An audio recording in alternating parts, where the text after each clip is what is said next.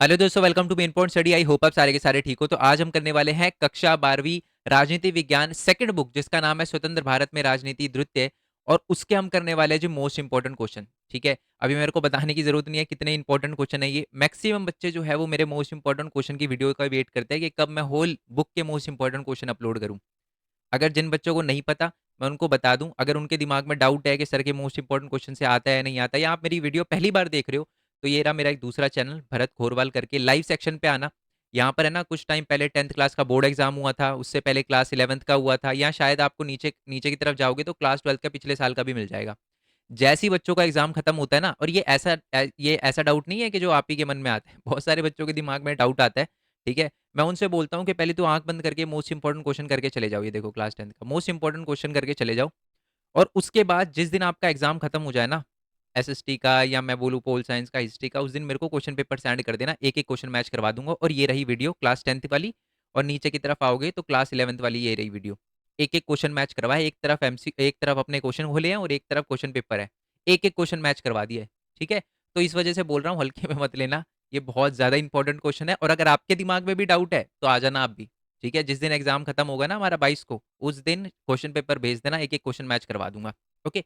और पहले मैं ये भी दो तीन चीजें बता देता हूँ जो आपको ध्यान रखनी है। ठीक है, पहली बात तो ये है कि 2 नंबर, 3 नंबर, 5 नंबर का हर एक क्वेश्चन इसी पीडीएफ के अंदर से आपको देखने के लिए मिलेगा सेकंड बुक का।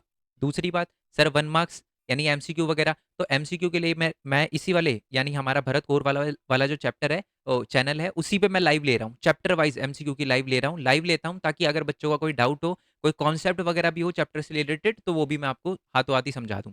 ठीक है, जैसे कि भारतीय राजनीति में बदलाव वगैरह, क्षेत्रीय आकांक्षाएं वगैरह, दो ध्रुवीयता का अंत वगैरह भी मिल जाएगा आपको नीचे की तरफ। और ये हमारा क्षेत्रीय आकांक्षाएं वगैरह, कांग्रेस प्रणाली वगैरह, सारी चीजें बता रखी है। ये एमसीक्यू के लिए इसको आपको फॉलो करना है। अगर आपको बिल्कुल है ना, मतलब 80 आउट ऑफ 80 मार्क्स चाहिए ना, तो आप एमसीक्यू जरूर देख कर जाना। ठीक है, क्योंकि एमसीक्यू से ही आपका जो क्वेश्चन का लिखने का तरीका होता है ना, वो क्वेश्चन की प्रेजेंटेशन स्ट्रांग होती है। ठीक है, क्योंकि देखो पता है एग्जाम में ना टीचर को इन्फ्लुएंस करना बहुत इंपॉर्टेंट है। 5 में से 3 नंबर कोई भी ले आता है, 3.5 नंबर कोई भी ले आता है, 4 कोई भी ले आता है, 4.5 कोई भी 5 में से 5 लाने इंपॉर्टेंट है। और 5 में से 5 तभी ला सकते हो जब आप ऐसे ऐसे फैक्ट्स का यूज करो, ऐसे ऐसे नंबर का यूज करो, ईयर को अच्छे से लिखो, और उसके लिए एमसीक्यू की क्लियरिटी होना बहुत ज्यादा जरूरी है। तो ये मत समझना कि एमसीक्यू सिर्फ 1 मार्क से क्वेश्चन में हेल्प करता है। ये 5 मार्क्स से क्वेश्चन में 5 नंबर दिलाने में भी हेल्प करता है। याद रखना, ये बात दोबारा से बता रहा हूँ मैं आपको। ठीक है, चलो, वैसे तो मैंने इसके अंदर आंसर वगैरह आपके लिए लिख रखे हैं, तो आपको कोई दिक्कत नहीं आएगी। कुछ बच्चे पूछते हैं ना कि सर हमको जो आपने आंसर लिख रखे हैं वही लिखने हैं। बिल्कुल वही लिखने हैं, ये कैसा सवाल है। मैं क्यों लिख रहा हूँ, क्यों इतनी मेहनत कर रहा हूँ कि हाथों से टाइप कर करके आंसर लिख रहा हूँ, सिर्फ इसी वजह से, ताकि आपको सोचना ना पड़े। एग्जाम में सबसे बड़ी दिक्कत यही आती है, चैप्टर सबको आता है, बट उसके अंदर से जब क्वेश्चन आता है ना 5 नंबर का, तो बच्चों के 5 नहीं आ पाते, क्योंकि यही समझ नहीं आता सर लिखना किस वे में। तो यही प्रॉब्लम मैंने सॉल्व करने के लिए पूरा का पूरा आंसर आपके लिए लिखा है। ठीक है, आई होप ये बात आपको क्लियर हो गई। एक छोटी सी चीज और है, फिर शुरू करते हैं। मेरे को पता है मैं बहुत ज्यादा टाइम लेता हूँ स्टार्टिंग में, बट इंपॉर्टेंट चीजें बताना इंपॉर्टेंट है। ठीक है, तो वो बात ये है कि वीडियो फॉर्म में देखना इंपॉर्टेंट है। पहली बात तो पीडीएफ, जैसे मैंने बोला, नीचे डिस्क्रिप्शन में दे दूंगा मैं आपको। और दूसरी बात है कि इसको आपको वीडियो फॉर्मेट में देखना इसलिए इंपॉर्टेंट है क्योंकि अगर मान लो कोई पर्टिकुलर क्वेश्चन है ना, तो ये थोड़ा सा अलग लैंग्वेज में भी आ जाता है कभी कभार। ठीक है, और बहुत सारे ऐसे बच्चे हैं जो सिर्फ मोस्ट इंपॉर्टेंट क्वेश्चन देख करके जाते हैं। तो इसलिए मैं बोल रहा हूँ, आपको पता होना चाहिए कि ये क्वेश्चन किस और तरीके से पूछा जा सकता है, जो कि मैं इस वीडियो के अंदर बताऊंगा। तो इसलिए वीडियो देखना भी इंपॉर्टेंट है। ठीक है, चलो जी, अब बिना हम टाइम वेस्ट करे शुरू कर देते हैं। तो हमारा पहला क्वेश्चन है, स्वतंत्रता के समय भारत के समक्ष आई किन्हीं 3 चुनौतियों की व्याख्या कीजिए। जब भारत आजाद हुआ था ना, तो भारत के सामने 3 बहुत बड़ी चुनौतियां आई थी। आपसे सीधा पूछा जा सकता है, जैसे ही भारत आजाद हुआ था तो तत्कालीन चुनौतियां बताओ कि भारत के सामने कौन सी आई थी। तो भारत के सामने 3 बहुत बड़ी प्रॉब्लम आई थी। पहली बात है कि भारत की अखंडता को बनाए रखना, ये एक सबसे बड़ा टास्क था, ये एक सबसे बड़ी चुनौती थी।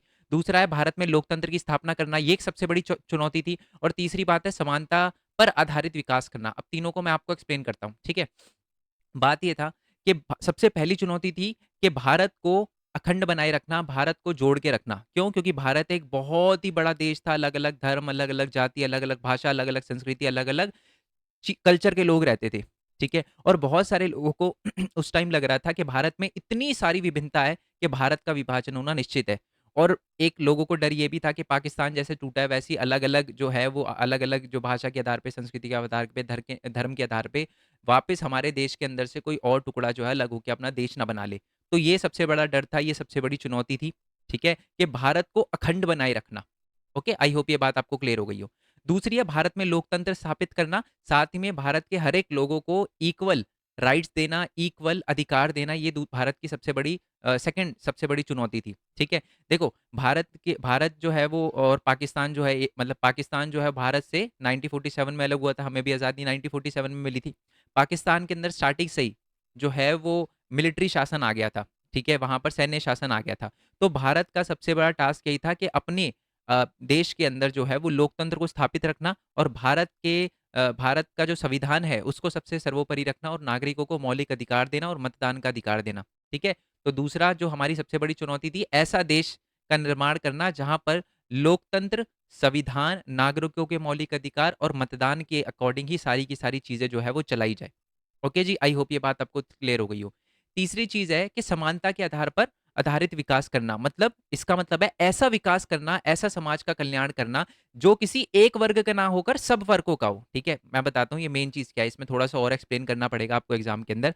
जैसे कि जब पाकिस्तान बना था ना, तो पाकिस्तान के अंदर जो अल्पसंख्यक रह गए थे, हिंदू रह गए थे, सिख रह गए थे, उनके साथ बहुत ज्यादा भेदभाव होता था, बहुत ही ज्यादा डिस्क्रिमिनेशन, बहुत प्रॉब्लम फेस करनी पड़ती थी उनको।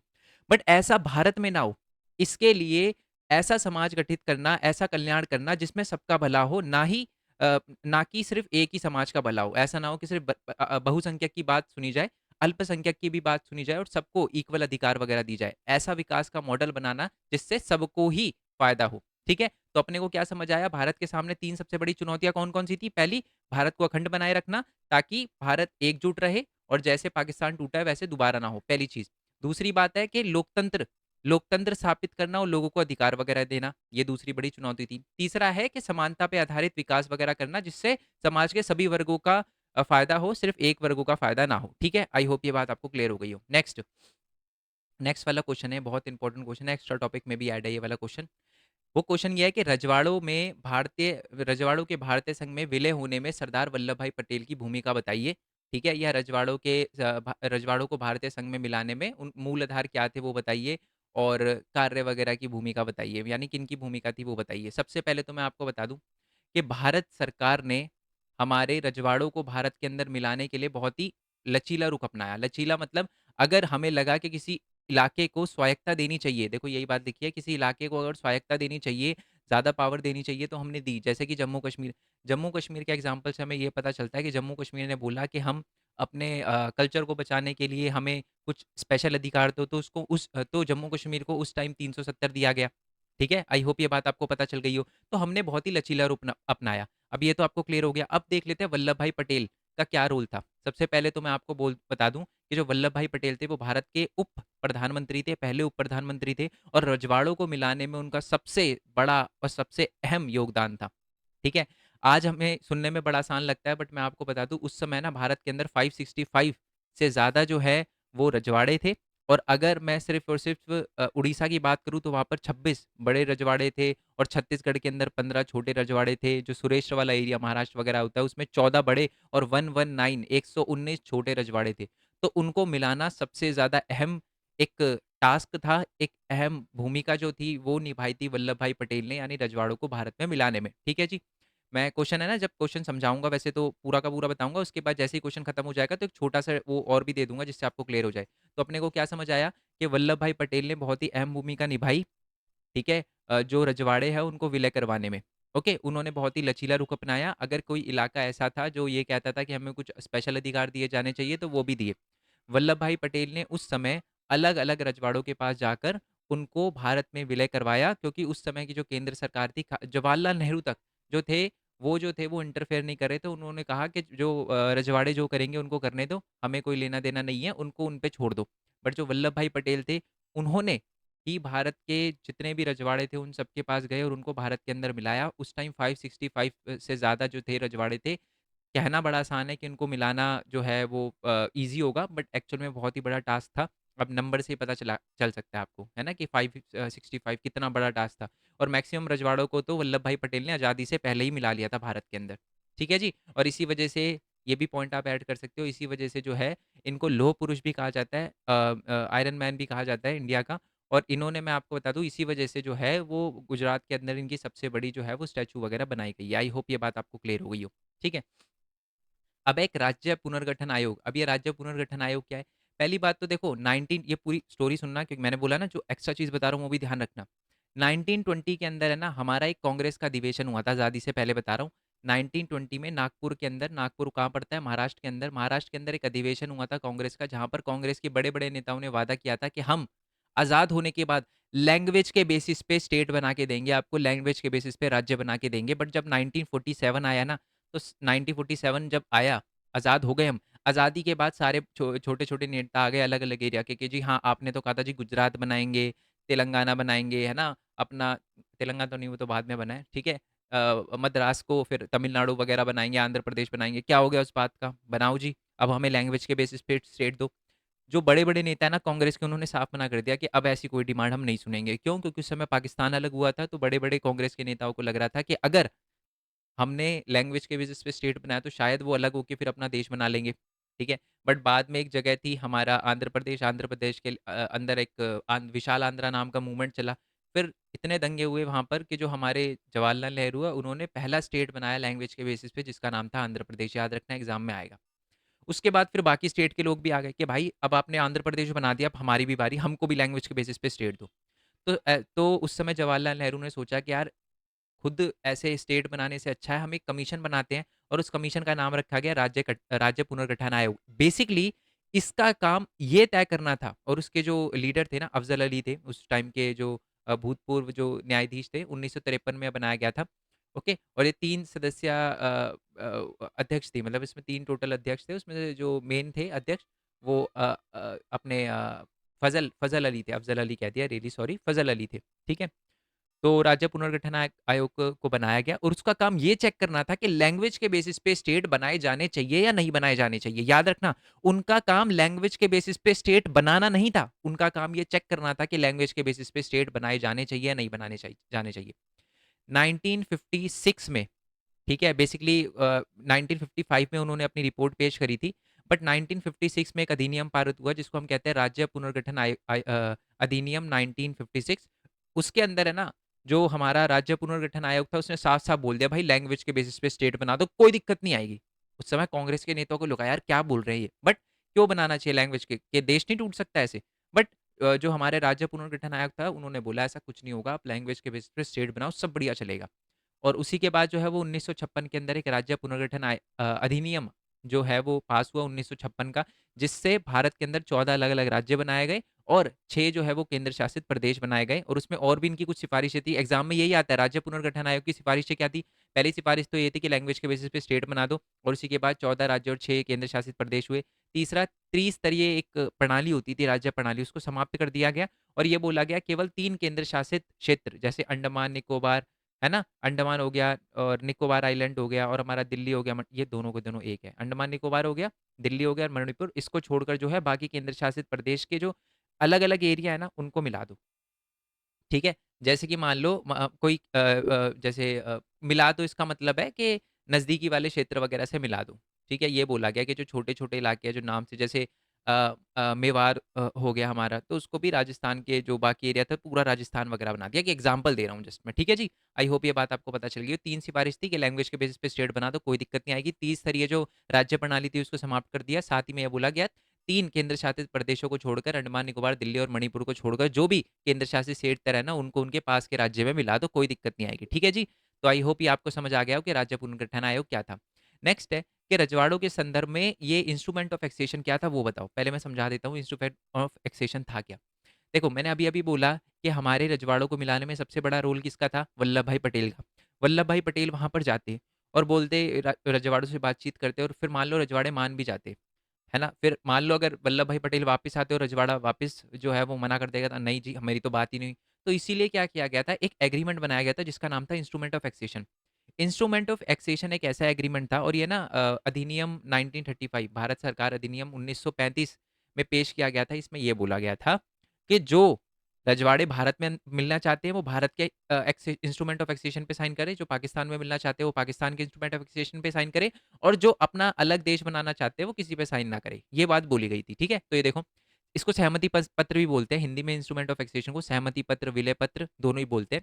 ये एक कानूनी दस्तावेज था जिसे पहली बार भारत सरकार अधिनियम 1935 में द्वारा पेश किया गया था, और 1947 में इसका इस्तेमाल किया गया था, ताकि ब्रिटिश सर्वोच्चता के तहत रियासतों के प्रत्येक शासक को भारत या पाकिस्तान के विभाजन द्वारा बनाए गए उपनिवेशों में से एक में शामिल होने में सक्षम बनाया जा सके। और है ना, बेसिकली इंस्ट्रूमेंट ऑफ एक्सेशन में लिखा था कि जो 3 मामले हैं ना रजवाड़ों के, रक्षा, विदेश मामले और संचार जो है, वो उस एरिया वो गवर्नमेंट सँभालेगी जिस गवर्नमेंट के एक्सेशन ऑफ इंस्ट्रूमेंट पे हमारे रजवाड़े साइन करेंगे। आई होप ये बात आपको पता चल गई हो। चलो, नेक्स्ट वाले क्वेश्चन पे आते हैं। नेक्स्ट वाला हमारा क्वेश्चन है कि भारत का विलय जो है वो किस प्रकार हुआ? ओह सॉरी, हैदराबाद का विलय जो है वो भारत के अंदर किस प्रकार हुआ?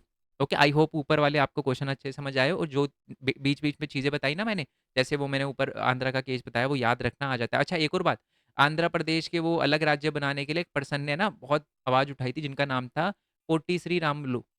ठीक है, कांग्रेस के ही नेता थे, ऑल्दो इन्होंने अनशन किया था, फिर डेथ हो गई थी इनकी। बहुत टाइम तक इन्होंने अनशन किया था, 56 दिनों तक इन्होंने अनशन किया था, बट बाद में इनकी डेथ हो गई। उसी के बाद दंगे स्टार्ट हुए थे, फिर जवाहरलाल नेहरू को सामने आना पड़ा और बोला कि लैंग्वेज के बेसिस पे स्टेट हम देंगे। ठीक है, एक्सेशन ऑफ इंस्ट्रूमेंट क्लियर हो गया आपको। नेक्स्ट वाले क्वेश्चन पे आता है कि हैदराबाद का भारत में विलय कैसे कराया गया?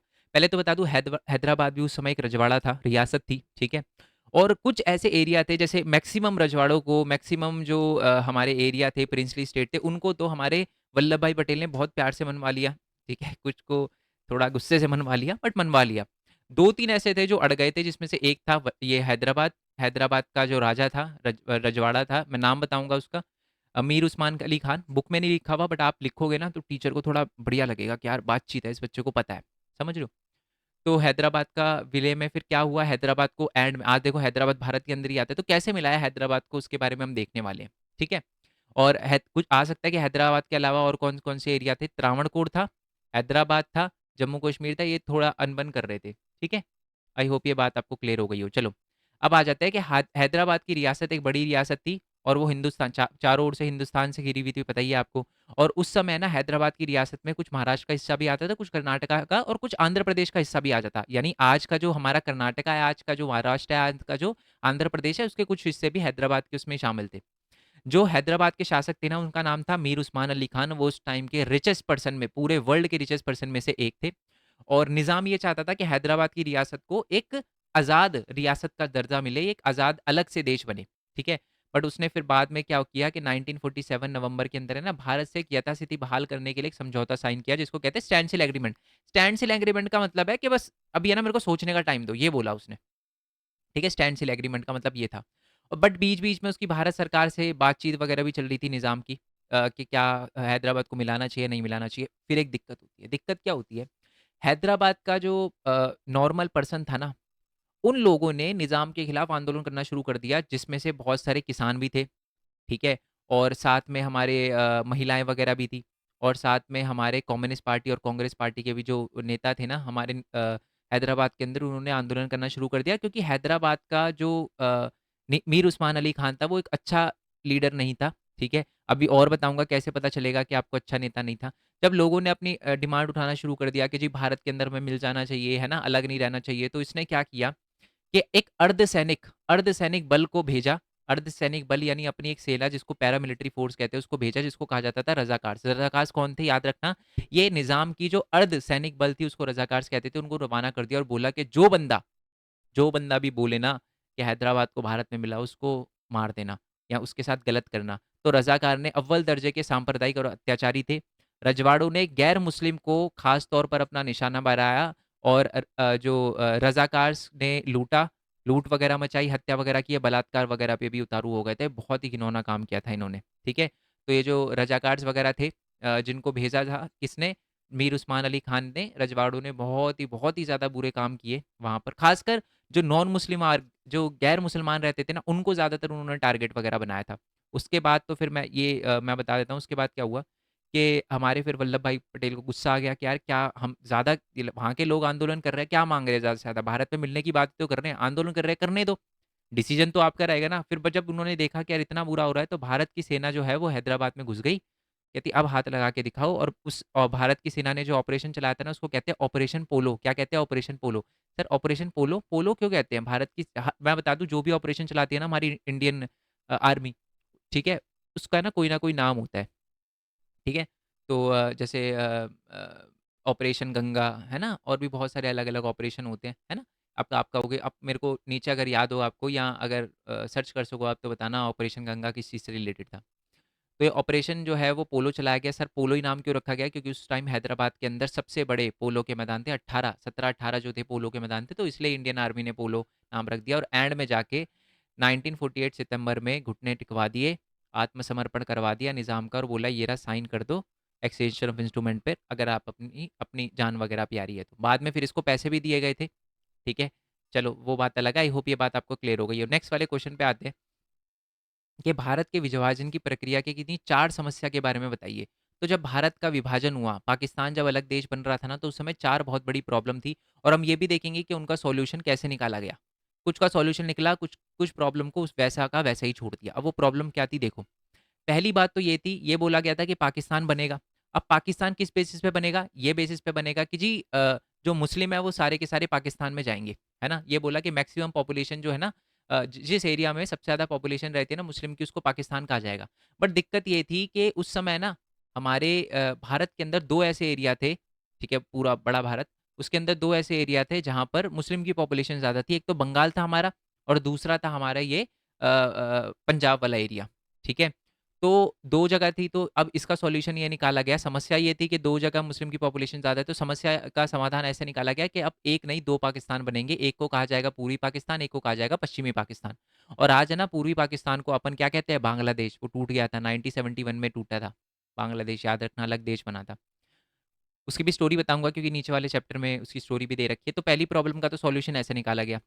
दूसरी प्रॉब्लम ये थी कि एक्चुअल में ना बहुत सारे ऐसे लोग थे जो पाकिस्तान के जो मुस्लिम थे, जो पाकिस्तान के पार्ट के अंदर आते थे, बट वो कह रहे थे हम है ना अलग नहीं होना चाहते, हम नहीं बनाना चाहते पाकिस्तान, ठीक है? और उनकी बात तो अनसुनी कर दी थी, जिसमें से एक थे खान अब्दुल गफ्फार खान, सीमांत गांधी। ये पहले ऐसे पाकिस्तान है और मेरे को लगता है कि आखिरी ऐसे पाकिस्तानी है जिनको भारत रत्न दिया गया है या दिया गया था, ठीक है? मतलब बहुत टाइम हो गया उसी टाइम में दिया गया था इनको भारत रत्न, जिनका नाम था खान अब्दुल गफ्फार। इन्होंने मना कर दिया था।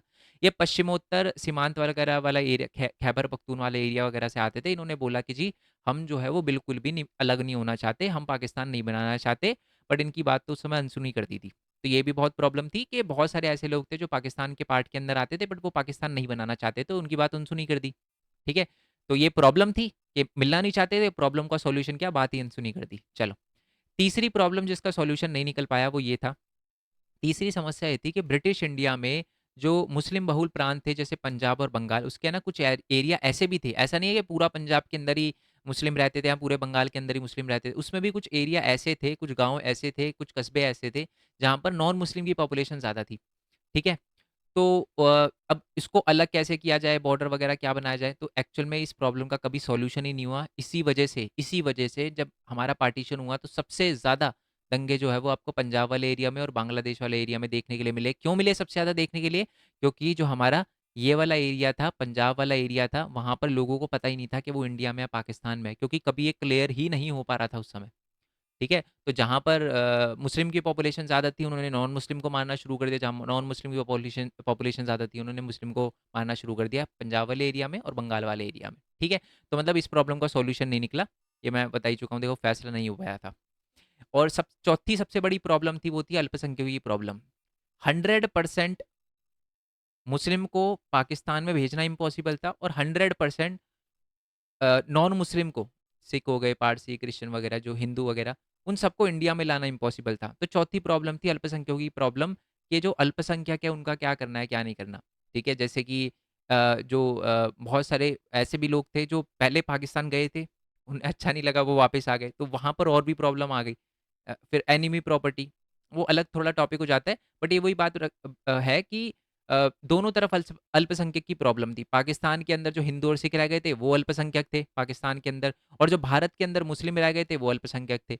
तो एक ये प्रॉब्लम थी कि इनकी प्रॉब्लम को कैसे करना है और इनको कैसे इक्वल अधिकार मिलने चाहिए, इसके ये सबसे बड़ी प्रॉब्लम थी कि इनकी प्रॉब्लम को कैसे सॉल्व करें, ठीक है? और ये कभी प्रॉब्लम एक्चुअल में पाकिस्तान ने तो एक ही तरीका अपनाया इस प्रॉब्लम को सॉल्व करने का कि जी पॉपुलेशन ही खत्म कर दो, ना सिख बचने चाहिए, ना हिंदू बचने चाहिए। बट इंडिया के अंदर सबको इक्वल राइट्स मिल रहे हैं, ठीक है? चलो, तो क्लियर हो गई ये बात। तो मतलब अल्पसंख्यकों की प्रॉब्लम को इंडिया ने बहुत अच्छे से टैकल करा, बट पाकिस्तान बिल्कुल ही नाकामयाब रही इस प्रॉब्लम को सॉल्व करने में, अधिकार देने में। ठीक है? आपको पता भी होना चाहिए कि पाकिस्तान के अंदर कोई भी बड़ी पोस्ट पर, जो बहुत ही बड़ी पोस्ट है, जैसे इंडिया के पीएम है, इंडिया के राष्ट्रपति है, क्या ये बोला गया है कि इंडिया के राष्ट्रपति कोई पर्टिकुलर रिलीजन से ही आते हैं या पर्टिकुलर? ऑब्वियस सी बात है, इंडिया के राष्ट्रपति तो मुस्लिम भी रह चुके हैं, है ना? तो ऐसा कोई रूल नहीं है इंडिया के अंदर, पाकिस्तान के अंदर है। तो यानी अल्पसंख्यकों का बिल्कुल भी वो नहीं है, उनमें बोला गया कि एक पर्टिकुलर रिलीजन से ही होना चाहिए एक बड़ी पोस्ट पे अगर आपको बैठना है तो। ठीक है? चलो जी, आई होप आपको क्लियर हो गया हो। नेक्स्ट वाले क्वेश्चन पे आते हैं, विभाजन के किन्हीं 4 प्रमुख परिणामों का विश्लेषण कीजिए। तो हमारा जो विभाजन हुआ था, यानी जो एक अलग देश बनाया गया था, पाकिस्तान बनाया गया था, तो पाकिस्तान बनने के बाद क्या-क्या चीज़ें हुई थी? सबसे पहले तो अलग-अलग जगह पर क्या हुए थे, एक बहुत सारे लोगों को एक जगह से दूसरी जगह जाना पड़ा, जो माना जाता है कि मानव इतिहास के ना सबसे बड़ा एक स्थानांतरण में से एक था, जो ट्रांसफर ऑफ पॉपुलेशन में से एक था, मतलब बहुत सारे लोगों को एक जगह से दूसरी जगह जाना पड़ा। नेक्स्ट है कि धर्म के नाम पे बहुत ज़्यादा बड़े दंगे हुए और जो लाहौर था, अमृतसर था, कोलकाता था, वो तो सांप्रदायिक अखाड़े बन चुके थे। ठीक है? एक दूसरे को मारने में लगे हुए थे। अल्पसंख्यक घरों से भाग खड़े हुए, पाकिस्तान के अंदर जो हिंदू थे और सिख थे और जो भी अलग माइनॉरिटी के लोग थे, वो इंडिया आने लगे और जो इंडिया के लोग थे, जो मुस्लिम थे, वो पाकिस्तान के अंदर जाने लगे। तो ये एक सबसे बड़ी प्रॉब्लम जो थी, वो हमें देखने के लिए मिली, विभाजन का ये भी परिणाम। नेक्स्ट है कि सीमा के दोनों ओर हज़ारों की तादाद में औरतों वगैरह को अगवा कर लिया गया, रेप वगैरह किया। बहुत सारों को तो अ, जिस जो पकड़ता उनको उन्हीं से शादी वगैरह करवा दी जाती, है ना? ये सारी की सारी चीज़ें हुई। नेक्स्ट है वित्तीय संपदा के साथ जो है वो टेबल, टेबल लिखा है, बट टेबल है, कुर्सियाँ है, टाइपराइटर है, पुलिस, हर चीज़ का बँटवारा हुआ। सरकारी कर्मचारी जो होते हैं ना, जो रेलवे तक के कर्मचारी थे, उनका भी बँटवारा किया कि जी ये रेल के आधे जो अधिकारी है अब ये पाकिस्तान के हैं और ये इंडिया के हैं, ऐसे बोला गया। और नेक्स्ट है कि 80 लाख लोगों को अपना घर जो है वो छोड़कर सीमा पार जाना पड़ा, चाहे वो इंडिया से पाकिस्तान हो या पाकिस्तान से इंडिया हो। ठीक है जी, चलो जी।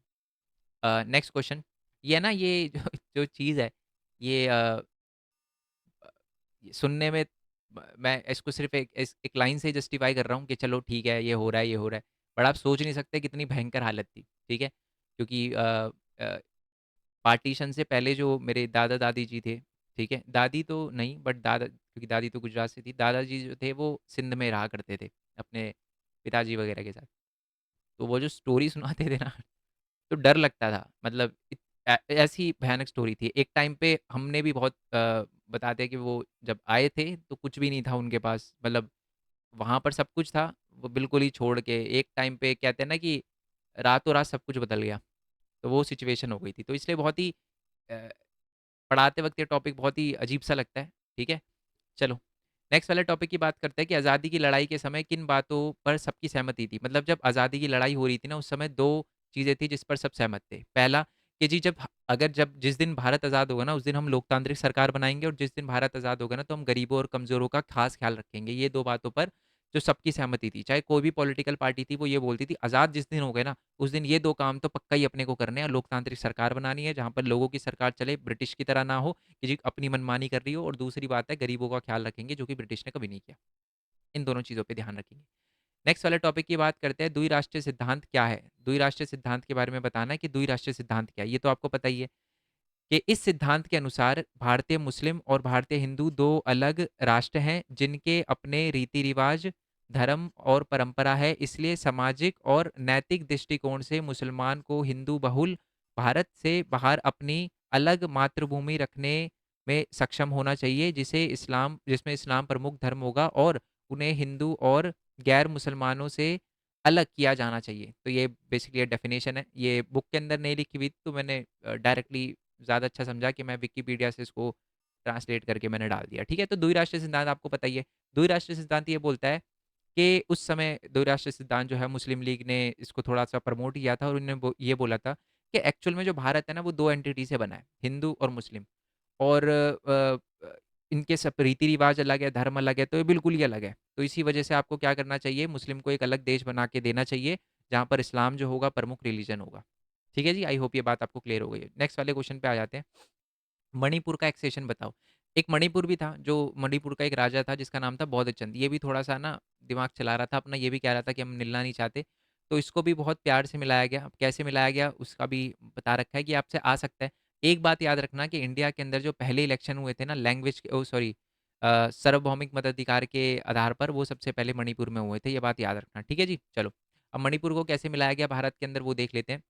तो मणिपुर के जो राजा थे उनका नाम था बौद्धचंद, ठीक है? महाराजा बौद्धचंद थे।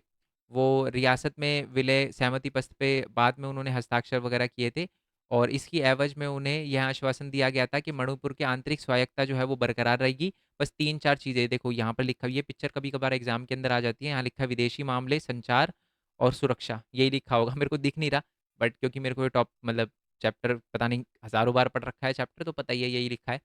कि विदेशी मामले हो गए, सुरक्षा हो गई और संचार वगैरह लिखा है इसके अंदर। तो ये चीज़ें जो हैं वो रहेगी सिर्फ़ भारत सरकार की, बाकी सब कुछ ऐसे का ऐसे चलेगा, ठीक है? और इसके बेस पे जो मणिपुर के अंदर मैंने आपको बताया सार्वभौमिक मताधिकार वगैरह भी हुए थे और मणिपुर की विधानसभा में भारत के विलय पर सवाल जो गहरे मतभेद थे। बहुत सारे लोग मणिपुर के वो विधानसभा में बोल रहे थे कि नहीं मिलना चाहिए था भारत के अंदर या कुछ बोल रहे थे मिलना चाहिए था, मैक्सिमम बोल रहे थे, ठीक है? 90% लोग बोल रहे थे मिलना चाहिए, 10% तो भैया हर जगह मिल जाते हैं आपको, कहीं न कहीं तो मिल ही जाते हैं बुरे लोग।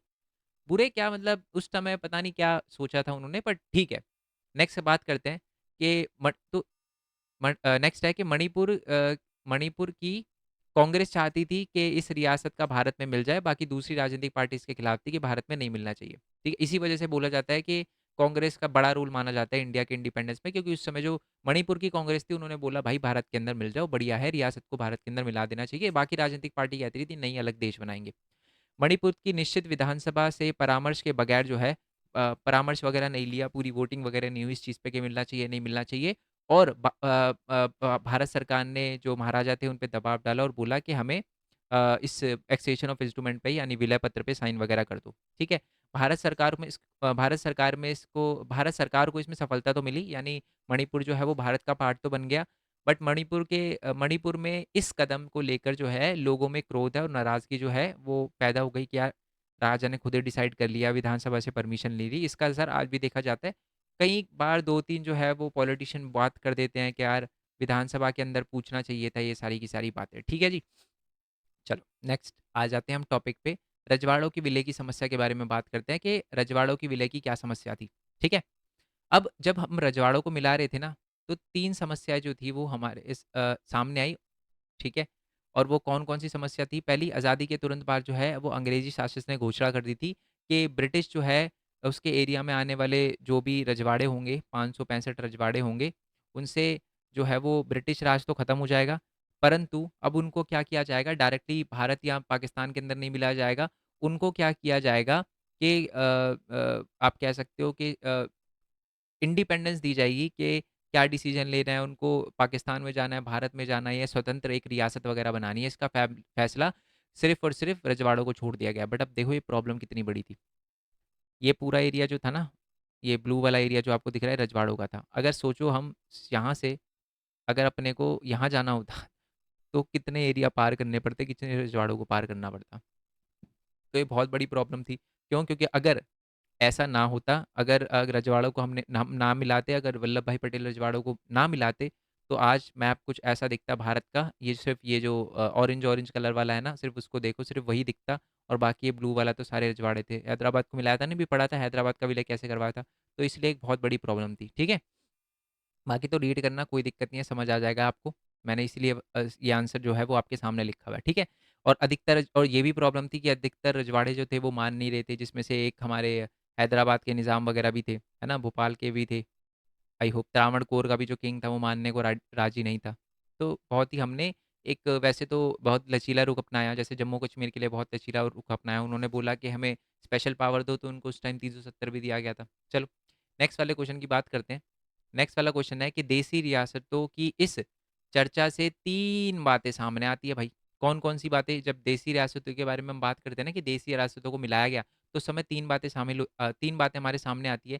पहली बात तो यह है कि अधिकतर रजवाड़े के लोग जो है वो भारतीय संघ में शामिल होना चाहते थे। मतलब जब भी हम रजवाड़ों के बारे में पढ़ते हैं, तो एक बात तो अपने को क्लियर हो गई कि नॉर्मल जो लोग हैं ना वो रजवाड़ों के अंदर मिलना चाहते थे और अधिकतर रजवाड़ों के लोग भारत के अंदर मिलना चाहते थे, चाहे मैक्सिमम किंग भी और लोग भी। लोग तो हर जगह गई। ठीक है? और इसका एग्ज़ाम्पल अपने को कैसे पता चलता है? क्योंकि वो जो अपना वो था ना हैदराबाद, उसमें भी देखा हमने कि बहुत सारे जो कांग्रेस थे, कम्युनिस्ट थे और वो जो आम लोग थे, किसान थे, उन्होंने आंदोलन किया, फिर रज़ाकार भेजा। यानी वहाँ के लोग जो थे वो मिलना चाहते थे। नेक्स्ट है भारत ने बहुत लचीला रुख अपनाया, जैसे कि कुछ बोलते थे कि हमें ज़्यादा स्वायत्तता दो, ज़्यादा पावर दो, ठीक है? तो उसके लिए जम्मू कश्मीर को पावर दी गई थी, इसका एक एग्ज़ाम्पल है। और तीसरा बात ये है कि विभाजन की पृष्ठभूमि वे विभिन्न इलाकों के सीमांकन के सवाल पर खींचतान वगैरह जोड़ पड़ रही थी, और ऐसे में देश की क्षेत्रीय अखंडता का सवाल जो है वो सबसे अहम हो उठता था। मतलब ये भी हमें पता चलता है कि जो विभाजन के बाद है ना, एरिया को लेकर जो है वो बहुत ही सीमांकन को लेकर बहुत ही एक खींचतान चल गई थी। पाकिस्तान बोल रहा है इस रजवाड़ों को हम अपने इलाके में भी लाएंगे, ठीक है। और और ऑब्वियस सी बात है, आप अगर खुद सोचो, अगर हैदराबाद गलती से गलती से पाकिस्तान के अंडर आ जाता तो क्या होता? बिल्कुल बीचों बीच आपको यहाँ मिलता पाकिस्तान, और फिर यहाँ बम फूटते, यहाँ बम फूटते, यहाँ बम फूटते, यहाँ बम, और काम ही क्या पाकिस्तान का, बचा ही क्या? समझ रहे हो? चलो, तो इसी वजह से क्या है कि हमें अपनी अखंडता को बनाए रखने के लिए बहुत ज़्यादा ज़रूरी था कि जो है वो हम उस समय एक अहम स्टेप लें और उनको मिलाए, और हमने करा भी। क्षेत्रीय अखंडता को बनाए रखने के सवाल के लिए हमने उनको मिलाया, बनाए रखने के लिए, एक अखंडता को बनाए रखने के लिए, ठीक है। और उसके बाद मैंने आपको बताया था, उसके लिए एक्सटेंशन ऑफ इंस्ट्रूमेंट पे साइन भी करवाया था, और इंस्ट्रूमेंट ऑफ एक्सटेंशन मैंने बता भी दिया आपको क्या है। ये दिख रहा है आपको? ये जो है वो मैप के क्वेश्चन है, जो कि मैं मैप की वीडियो में और मैं जो एमसीक्यू थे ना उसमें कवर करवा चुका हूँ। एमसीक्यू में मैंने डायरेक्टली पूछ लिया था, पहला क्वेश्चन ही एमसीक्यू में है ना, खोलोगे ना आप, ये वाला जो चैप्टर था, ये वाला जो चैप्टर की जब करवाए थे मैंने एमसीक्यू, तो पहले क्वेश्चन ही यही था कि नागालैंड जो है वो कब बना है, ठीक है। तो ये वीडियो वाले में आओगे ना तो आपको यहाँ क्षेत्रीय दिख जाएगा, देखो ये रहा जी, राष्ट्र निर्माण की चुनौती, इसके पहले ही एमसीक्यू ही है, ठीक है। तो एमसीक्यू वगैरह देखना बहुत ज़्यादा इंपॉर्टेंट है, बट मैंने फिर भी इसको मोस्ट इंपॉर्टेंट क्वेश्चन की इस पीडीएफ में डाल दिया ताकि बच्चे जो है उनको दिक्कत वगैरह ना आए, ठीक है। चलो जी, नेक्स्ट वाले क्वेश्चन पे आ जाते हैं। अब आ जाते हैं नेक्स्ट वाले चैप्टर पे। प्रथम तीन चुनावों में कांग्रेस के प्रभुत्व का कारण बताइए। 1952 या जो हमारा चौथा आम चुनाव था, यानी पहले से लेकर चौथे आम चुनाव तक कांग्रेस जो है लगातार जीतती रही। क्या रीजन था? या क्वेश्चन थोड़ा सा घुमा के आ सकता है, और ये बच्चे ने मेरे से पूछा भी था क्वेश्चन कि पहला लोकसभा चुनाव मील का पत्थर क्यों साबित हुआ? मतलब एक एक एक मतलब इससे क्या साबित होता है, मतलब एक मील का पत्थर का मतलब होता है कि हमें लोकसभा के पहले चुनाव से ये पता चलता है कि भाई कांग्रेस को हराना इम्पॉसिबल था। मैं समझाता हूँ। पहले लोकसभा चुनाव में कांग्रेस को कितनी सीटें मिली? ऑलमोस्ट 361 तक सीटें वगैरह मिली थी। सेकंड नंबर पे कौन आया? सीपीआई। कितनी सीटें मिली? 16। 16 तो ये एक मील का पत्थर साबित हुई ना कांग्रेस, मतलब डोमिनेंस दिखाया कि जी हमारी बातचीत है। समझ रहे हो? तो क्या मतलब मतलब ऐसा क्यों होता कि कांग्रेस का जो है वो प्रभुत्व था? क्या क्या रीजन थे कांग्रेस के प्रभुत्व के? तो वही हम पढ़ने वाले। तो कांग्रेस के प्रभुत्व के निम्नलिखित कारण है। पहला, स्वतंत्रता संग्राम में महत्वपूर्ण भूमिका थी। थोड़ा सा बना के लिखना है कि ये माना जाता है बेसिकली पहले चुनाव के अंदर या पहले तीन आम चुनाव के अंदर कांग्रेस के प्रभुत्व का सबसे बड़ा कारण है कि लोग जो है वो मानते थे कि स्वतंत्रता संग्राम में कांग्रेस ने बहुत अहम भूमिका निभाई है। इसी वजह से हमारी आज़ादी में अहम रोल जो है वो कांग्रेस का, इसलिए लोगों ने बहुत बड़े लेवल पे कांग्रेस को सपोर्ट किया। नेक्स्ट है, एक सुसंगठित पार्टी थी। सुसंगठित पार्टी का मतलब बहुत ही अच्छे से वेल ऑर्गेनाइज एक पार्टी थी, क्योंकि उस समय कोई भी ऐसी पार्टी नहीं थी जो वेल ऑर्गेनाइज थी। पूरे पूरे इंडिया के अंदर फैली हुई थी, बढ़िया तरीके से पोस्ट वगैरह डिसाइडेड थी, है ना, कुछ ज़्यादा करने की जरूरत नहीं पड़ी। नेक्स्ट है कि सबसे पुराना राजनीतिक दल था, 1885 में बना है। 1885 में बना है। हमारी कोई भी पॉलिटिकल पार्टी 1885 मतलब 80s के टाइम में नहीं बनी, बट ये एक बहुत पुरानी पार्टी है, इसका भी इसको फायदा वगैरह मिला। नेक्स्ट है कि पार्टी की राष्ट्रव्यापी नेटवर्क, यही पार्टी थी उस समय जब पूरे इंडिया में फैली हुई थी। अगर आप बात करो ना सीपीआई, वो भी 2-3 स्टेट तक थी, बट अगर हम जो सेकंड नंबर पे आई थी, कांग्रेस का तो हर राज्य में बोलबाला था। ठीक है जी। नेक्स्ट है, प्रसिद्ध नेता थे जवाहरलाल नेहरू, वल्लभ भाई पटेल, बड़े बड़े नेता। मतलब वल्लभ भाई पटेल कांग्रेस में, उन्होंने पूरे इंडिया को मिलाया। जवाहरलाल नेहरू बहुत बड़ा रोल निभाया उन्होंने, इंडिपेंडेंट, मतलब कांग्रेस में प्रसिद्ध प्रसिद्ध नेता थे, बहुत सारे ऐसे थे जिनकी लोग मतलब एक तरह से पूछते थे उनको। तो ये भी इसका भी फायदा। नेक्स्ट है कि सबको समेटकर और मेलजोल के साथ चलने वाली प्रकृति थी इसका। इसका क्या मतलब है कि बहुत सारे अलग अलग पॉलिटिकल जो आइडियोलॉजी के लोग हैं ना, जिनकी विचारधारा अलग थी, फिर भी वो अपनी कांग्रेस के अंदर मिल गए थे, ठीक है। नेक्स्ट है कि भारत की चुनाव प्रणाली, ये बहुत इंपॉर्टेंट है। इंग्लिश में इसको कहते हैं फर्स्ट पास दी पोस्ट सिस्टम। पास्ट दी यानी जो आगे वह जीता, ठीक है। ये एक प्रणाली थी कांग्रेस की, इससे भी कहीं कांग्रेस की कह रहा हूँ, इलेक्शन कमीशन की, चुनाव आयोग की, जिससे भी कांग्रेस को फायदा मिला। अब ये क्या है, इसको मैं समझा सकता हूँ, बट इसको समझना आपके लिए ज़्यादा इंपॉर्टेंट नहीं है। अगर आपको समझना हो ना, तो यहाँ पर मैं लाइव वगैरह क्लास लूंगा ना, तो आके कमेंट कर देना कि सर ये समझा दो चुनाव प्रणाली, फर्स्ट पास दी पोस्ट सिस्टम क्या होता है। बेसिकली इससे है ना, आपको अगर कम वोट मिले हो, 48%, मैं एग्जांपल देता हूँ, कांग्रेस को एक टाइम पे 48% वोट मिले थे, बट 85% से ज़्यादा सीटें मिली थी। ये फायदा होता है इस चुनाव प्रणाली का, ठीक है, फर्स्ट पास दी पोस्ट सिस्टम का, ठीक है। आई होप ये बात आपको क्लियर हो गई हो। चलो, तो नेक्स्ट वाले क्वेश्चन पे आते हैं। नेक्स्ट वाला क्वेश्चन ये है कि प्रथम जो चुनाव करवाने में चुनाव आयोग को क्या-क्या समस्या आई? पहली तो स्वतंत्र और निष्पक्ष चुनाव करवाना था, तो इसकी भी एक बहुत बड़ी समस्या थी कि कैसे करवाना है। चुनाव क्षेत्रों का सीमांकन वगैरह करना था, चुनौतियाँ ये सबसे बड़ी थी। चुनौतियाँ का मतलब एक तरह से काम, समस्या क्या थी वो भी मैं बताऊँगा, बट पहला तो काम। समस्या ये थी कि चलो पहले मैं समस्या की बात करता हूँ, पहले चुनाव में क्या-क्या समस्या थी? पहली समस्या तो ये थी कि पूरी दुनिया में होने वाला उस टाइम का सबसे बड़े इलेक्शन में से एक था। पहली बार ऐसा एक्सपेरिमेंट हो रहा था क्योंकि हमने वुमेन्स को भी वोटिंग राइट्स दिए थे।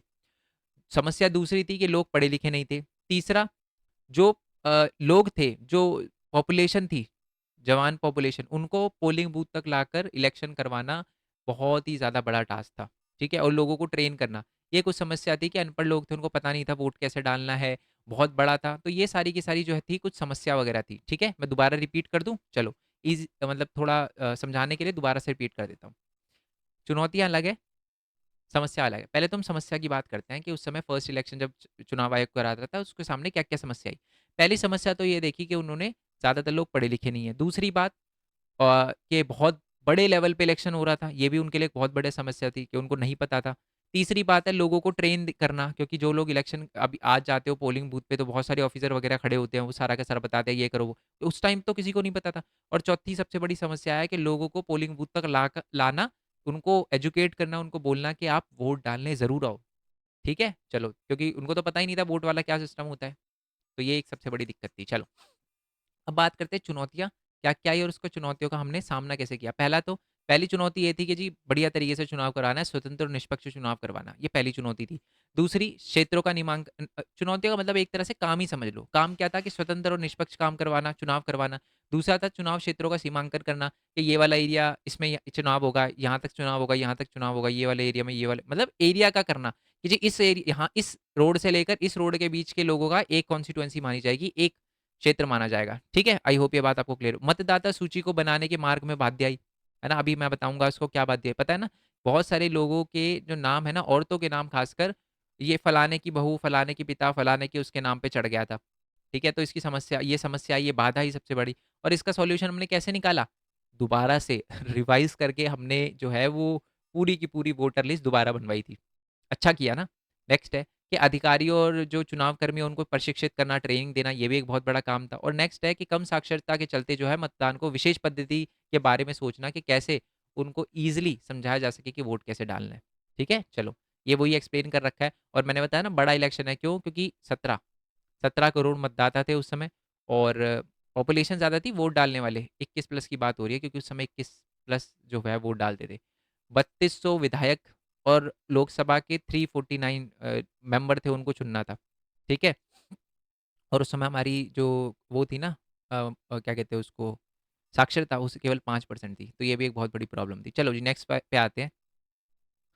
नेक्स्ट वाला क्वेश्चन है कि भारत देखो एक है ना पार्टी थी मेक्सिको के अंदर जिसका नाम था पीआरआई, उसका भी दबदबा भारत के अंदर रहा, प्रभुत्व रहा, एक पार्टी प्रभुत्व रहा।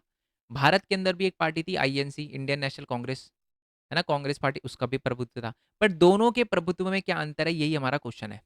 ओके, 2 नंबर में भी आ सकता है, 3 में भी आ सकता है, 5 में भी आ सकता है क्वेश्चन। अब क्वेश्चन सुनो। पीआरआई के बारे में देख लेते हैं, फिर भारत के बारे में देखेंगे। एक्चुअल में जो हमारी मेक्सिको के अंदर पार्टी थी ना पीआरआई, जिसकी फुल फॉर्म थी इंस्टीट्यूशनल रेवोल्यूशनरी पार्टी, उल्टा देखो पीआरआई, तो सबसे पहले आई इंस्टीट्यूशनल, फिर रेवोल्यूशनरी, फिर पार्टी, ठीक है? वो विजय होती थी हमेशा, जीतती थी हमेशा।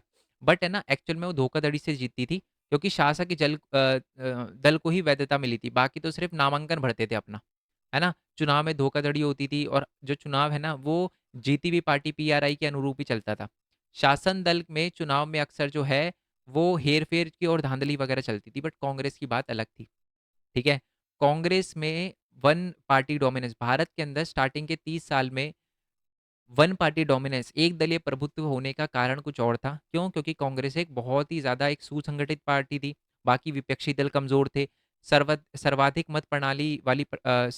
मत से जीत की प्रणाली, यानी वही मैंने वो ऊपर हमने देखा था ना कि प्रणाली से भी कहीं न कहीं, इलेक्शन की प्रणाली से भी कहीं न कहीं फ़ायदा हुआ था कांग्रेस को, तो यही पॉइंट है वो। नेक्स्ट है कि सुसंगठित ढांचा था। ठीक है? और अब ये तो पता ही है आपको कि राष्ट्रीय आंदोलन की विरासत वगैरह मिली हुई थी। ये अलग रीज़न थे। यहाँ पर धोखाधड़ी, बट एक्चुअल में कांग्रेस ने धोखाधड़ी नहीं करी, बिना धोखाधड़ी के इलेक्शन जीता और ये कुछ रीज़न थे। वही फर्स्ट वाला क्वेश्चन था ना जो हमारा इस चैप्टर से रिलेटेड, जो हमने देखा था कि कांग्रेस की तारीफें ही करनी है इसमें। ठीक है जी, क्योंकि क्यों इतनी पावरफुल, क्या क्या रीजन है जिसकी वजह से कांग्रेस इलेक्शन जीतती थी, तो वही बताना है। नेक्स्ट है कि एक दलीय प्रभुत्व प्रणाली में भारतीय राजनीति के लोकतांत्रिक चरित्र पे प्रतिकूल प्रभाव कैसे पड़ा। मतलब हमेशा कांग्रेस जीतती थी, इससे क्या नेगेटिव प्रभाव पड़ा? The answer is yes, negative प्रभाव पड़ा।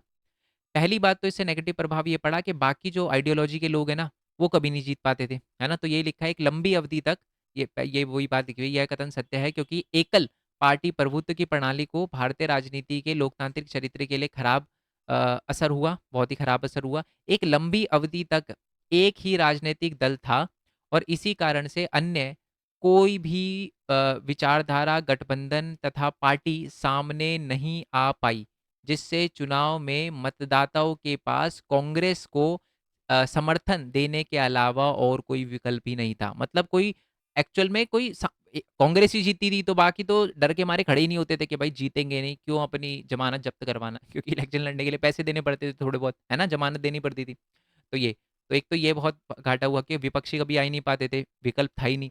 दूसरी बात है, कई बार कांग्रेस ने भी अपनी पावर का मिसयूज किया था, है ना। जैसे हमने देखा था 1957 के अंदर केरला के अंदर किया था, याद है ना, ईएमएस नंबूद्रीपाद को हराया था। अगर ये याद नहीं है तो एमसीक्यू की वीडियो में कवर करवाया है, समझ रहे हो। मैं दोबारा से बता दूं, बच्चे एमसीक्यू करना बहुत इंपॉर्टेंट है, लाइव करवाता हूं मैं इसी वजह से, ठीक है। तो ये देखो, ये चैप्टर नंबर, ये जो है ना हमारे एक दल के प्रभु, तो इसके भी एमसीक्यू डाले हुए हैं। चलो नेक्स्ट वाले क्वेश्चन पे आ जाते हैं कि प्रथम चुनाव को इतिहास का सबसे बड़ा जुए की संख्या वगैरह दी गई थी, ठीक है। इसमें ना बेसिकली है ना, अलग अलग न्यूज़पेपर ने बहुत सारी टिप्पणी वगैरह करी थी, वो टिप्पणी भी मैंने एमसीक्यू की वीडियो में बता रखी है, उसका एमसीक्यू वगैरह दे रखा है, और ये जो पीडीएफ है ना इनके एमसीक्यू की, वो भी नीचे डिस्क्रिप्शन में इन्हीं वीडियो की मिल जाएगी आपको, ठीक है, टेंशन लेने की जरूरत नहीं है। अब आ जाते हैं इससे। तो भारत का जो पहला चुनाव था ना, उसको बहुत बड़ा जुआ बोला गया कि जी जुआ है जो भारत खेल रहा है ना, इलेक्शन करवा रहा है अपने देश में, जुआ है। क्यों? क्योंकि बहुत बड़ी, मतलब उस समय भारत विशाल जनसंख्या थी, गरीब थे, पढ़े लिखे नहीं थे लोग, गरीब भी थे और पढ़े लिखे नहीं थे। चुनाव हेतु संसाधनों की कमी थी, प्रशिक्षित चुनाव कर्मी वगैरह का अभाव था, मतलब जो ट्रेनिंग भी अच्छे से नहीं मिली हुई थी जो इलेक्शन करवाने वाले थे। तो ये कुछ समस्या वगैरह थी जो हमारे सामने वगैरह आई, ठीक है। ये कुछ समस्या थी जो बाकी बाहर के जो न्यूज़पेपर थे उनको दिख रही थी कि यार ये समस्या है, इसी वजह से जुआ है, सफल हो गया तो ठीक है, नहीं तो नहीं। क्यों? क्योंकि इतनी सारी प्रॉब्लम है भारत के फर्स्ट इलेक्शन में, तो ठीक है। चलो जी, नेक्स्ट क्वेश्चन पे आ जाते हैं।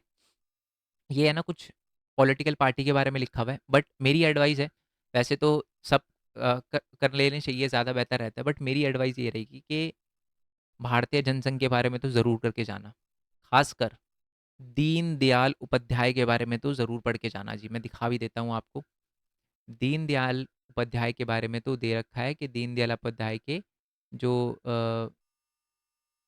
एक सेकेंड, उनकी अंत्योदय के बारे में ये राजी, ठीक है। बेसिकली जो जनसंघ थी ना, वो दीनदयाल उपाध्याय के मानवतावाद पे चलती थी, ठीक है, मानवतावाद पे चलती थी। इसका स्क्रीनशॉट ले सकते हो आप, ठीक है, क्योंकि ये वैसे ही उसमें दे रखा है सिलेबस की पीडीएफ, और ये सिलेबस की पीडीएफ है, पता है ना आपको, इसमें एक्स्ट्रा टॉपिक ऐड हुए हैं वो। तो ये दीनदयाल उपाध्याय की आइडियोलॉजी पे चढ़ते थे, और वो कहते थे कि स्वदेशी सार्वजनिक सामाजिक आर्थिक मॉडल हमें अपनाना चाहिए, यानी दूसरे से कुछ कॉपी नहीं करना चाहिए, भारत का स्वदेशी मतलब अपने कल्चर को साथ में लेके चलना चाहिए, और सामाजिक और आर्थिक विकास वगैरह करना चाहिए, है ना। मानव की, मनुष्य की गरिमा वगैरह को और उनके गरिमापूर्ण जीवन दे सके, ये सरकार का मेन मोटिव होना चाहिए, ठीक है जी। ओके जी, आई होप ये बात आ गई, ये बात क्लियर हो गई हो आपको। आगे, यह प्राकृतिक संसाधनों का सतत पूर्ण खपत का समर्थन करता है। इसका मतलब है कि दीनदयाल उपाध्याय का जो मानवतावाद था, एकात्मक मानवतावाद, वो ये कहता था, क्वेश्चन इंपॉर्टेंट है, याद रखना, एकात्मक मानवतावाद आ सकता है। सारे इंपॉर्टेंट है जो मैं इस वीडियो में करवा रहा हूँ, सारे इंपॉर्टेंट है, दोबारा से बोल दूँ, सारे इंपॉर्टेंट है, मैच करवा दूंगा, एक एक क्वेश्चन लर्न करना है आपको अच्छे से। तो ये जो मानवतावाद है हमारा, एकल मानवतावाद, वो ये कहता है बेसिकली कि जो प्राकृतिक संसाधन है ना, जो हमें तेल वगैरह मिला हुआ है, उसका ढंग से यूज़ करना है, सतत पोषण विकास करना है, ताकि आने वाली पीढ़ी को भी मिलता रहे और एनवायरमेंट को भी कोई नुकसान ना हो, ठीक है। चलो, और नेक्स्ट है कि एकात्मक मानववाद का दर्शन निम्नलिखित में से तीन सिद्धांतों पर आधारित था। संपूर्ण की प्रधानता, भाग के नहीं, मतलब पूरे देश का होना चाहिए। धर्म की सर्वोच्चता, कल्चर की बात हो रही है, और समाज की स्वायत्तता, ये तीन चीज़ों पर ध्यान देने की बात करी गई थी। किसके द्वारा? हमारे अ, अ, दीनदयाल उपाध्याय के एकात्मक मानवतावाद के ज़रिए, ठीक है जी। आई होप ये बात आपको क्लियर हो गई। बाकी उन्हें उन्हीं के बारे में फिर थोड़ा बहुत एक्सप्लेन कर रखा है, ठीक है। बट आपको सिर्फ इतना, और ये पूंजीवादी के जो थे वो, और समाजवाद के, और इसमें क्या लिखा हुआ है कि पंडित जो दीनदयाल उपाध्याय थे वो पश्चिमी पूंजीवाद और मार्क्सवादी समाजवाद दोनों के ही विरोधी थे। उन्होंने कहा है कि ना इसको अपनाओ ना इसको अपनाओ, ऐसा अपनाओ जिससे लोगों का फायदा हो, क्योंकि पूरा का पूरा अगर हम समाजवाद अपनाएंगे तो वो भी हमारे लिए खराब है इंडिया के लिए, और पूरा पूरा पूंजीवाद अपनाएंगे वो भी खराब है, तो इसलिए मिडल रास्ता अपनाना चाहिए। ठीक है जी। आई होप ये बात आपको, जिससे लोगों का फायदा हो, जनहित के लिए हो जो। ओके, चलो आई होप ये बात आपको क्लियर हो गई हो, मैंने बता ही दिया, ये बहुत इंपॉर्टेंट क्वेश्चन है। चलो नेक्स्ट वाले क्वेश्चन पे आज, तो ये तो मैंने बता दिया भारतीय एक स्वतंत्र और भारतीय जनसंघ के है ना कुछ आइडियोलॉजी है जो याद रखनी है भारतीय जनसंघ की। पहला, 370 के विरोध में थे और अब हट चुका है।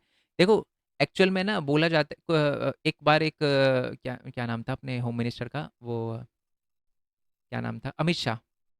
अमित शाह जो थे वो एक बार पार्लियामेंट के अंदर खड़े होके उनको कोई मंत्री बोलते हैं कि जी आपके मैनिफेस्टो के अंदर, मतलब आपने आपने ये बीजेपी की बात कर रहा हूँ, BJS की बात नहीं कर रहा, भारतीय जनसंघ की बात नहीं कर रहा, बीजेपी की बात कर रहा हूँ, वे कैसे से रिलेटेड है वो बताता हूँ। तो बीजेपी ने ये मतलब जो अमित शाह है उनको किसी ने बोला था कि आपके मैनिफेस्टो में तो 30 साल से है, 370 हटाएंगे हटाएंगे। तो अमित शाह ने उन्हें बोला कि 30 साल से नहीं है, जब से हमारी पार्टी भारतीय जनसंघ थी ना तब से है। मतलब ये वो ये बताना चाहते थे कि हमारी आइडियोलॉजी भी भारतीय जनसंघ की तरह ही है। ठीक है।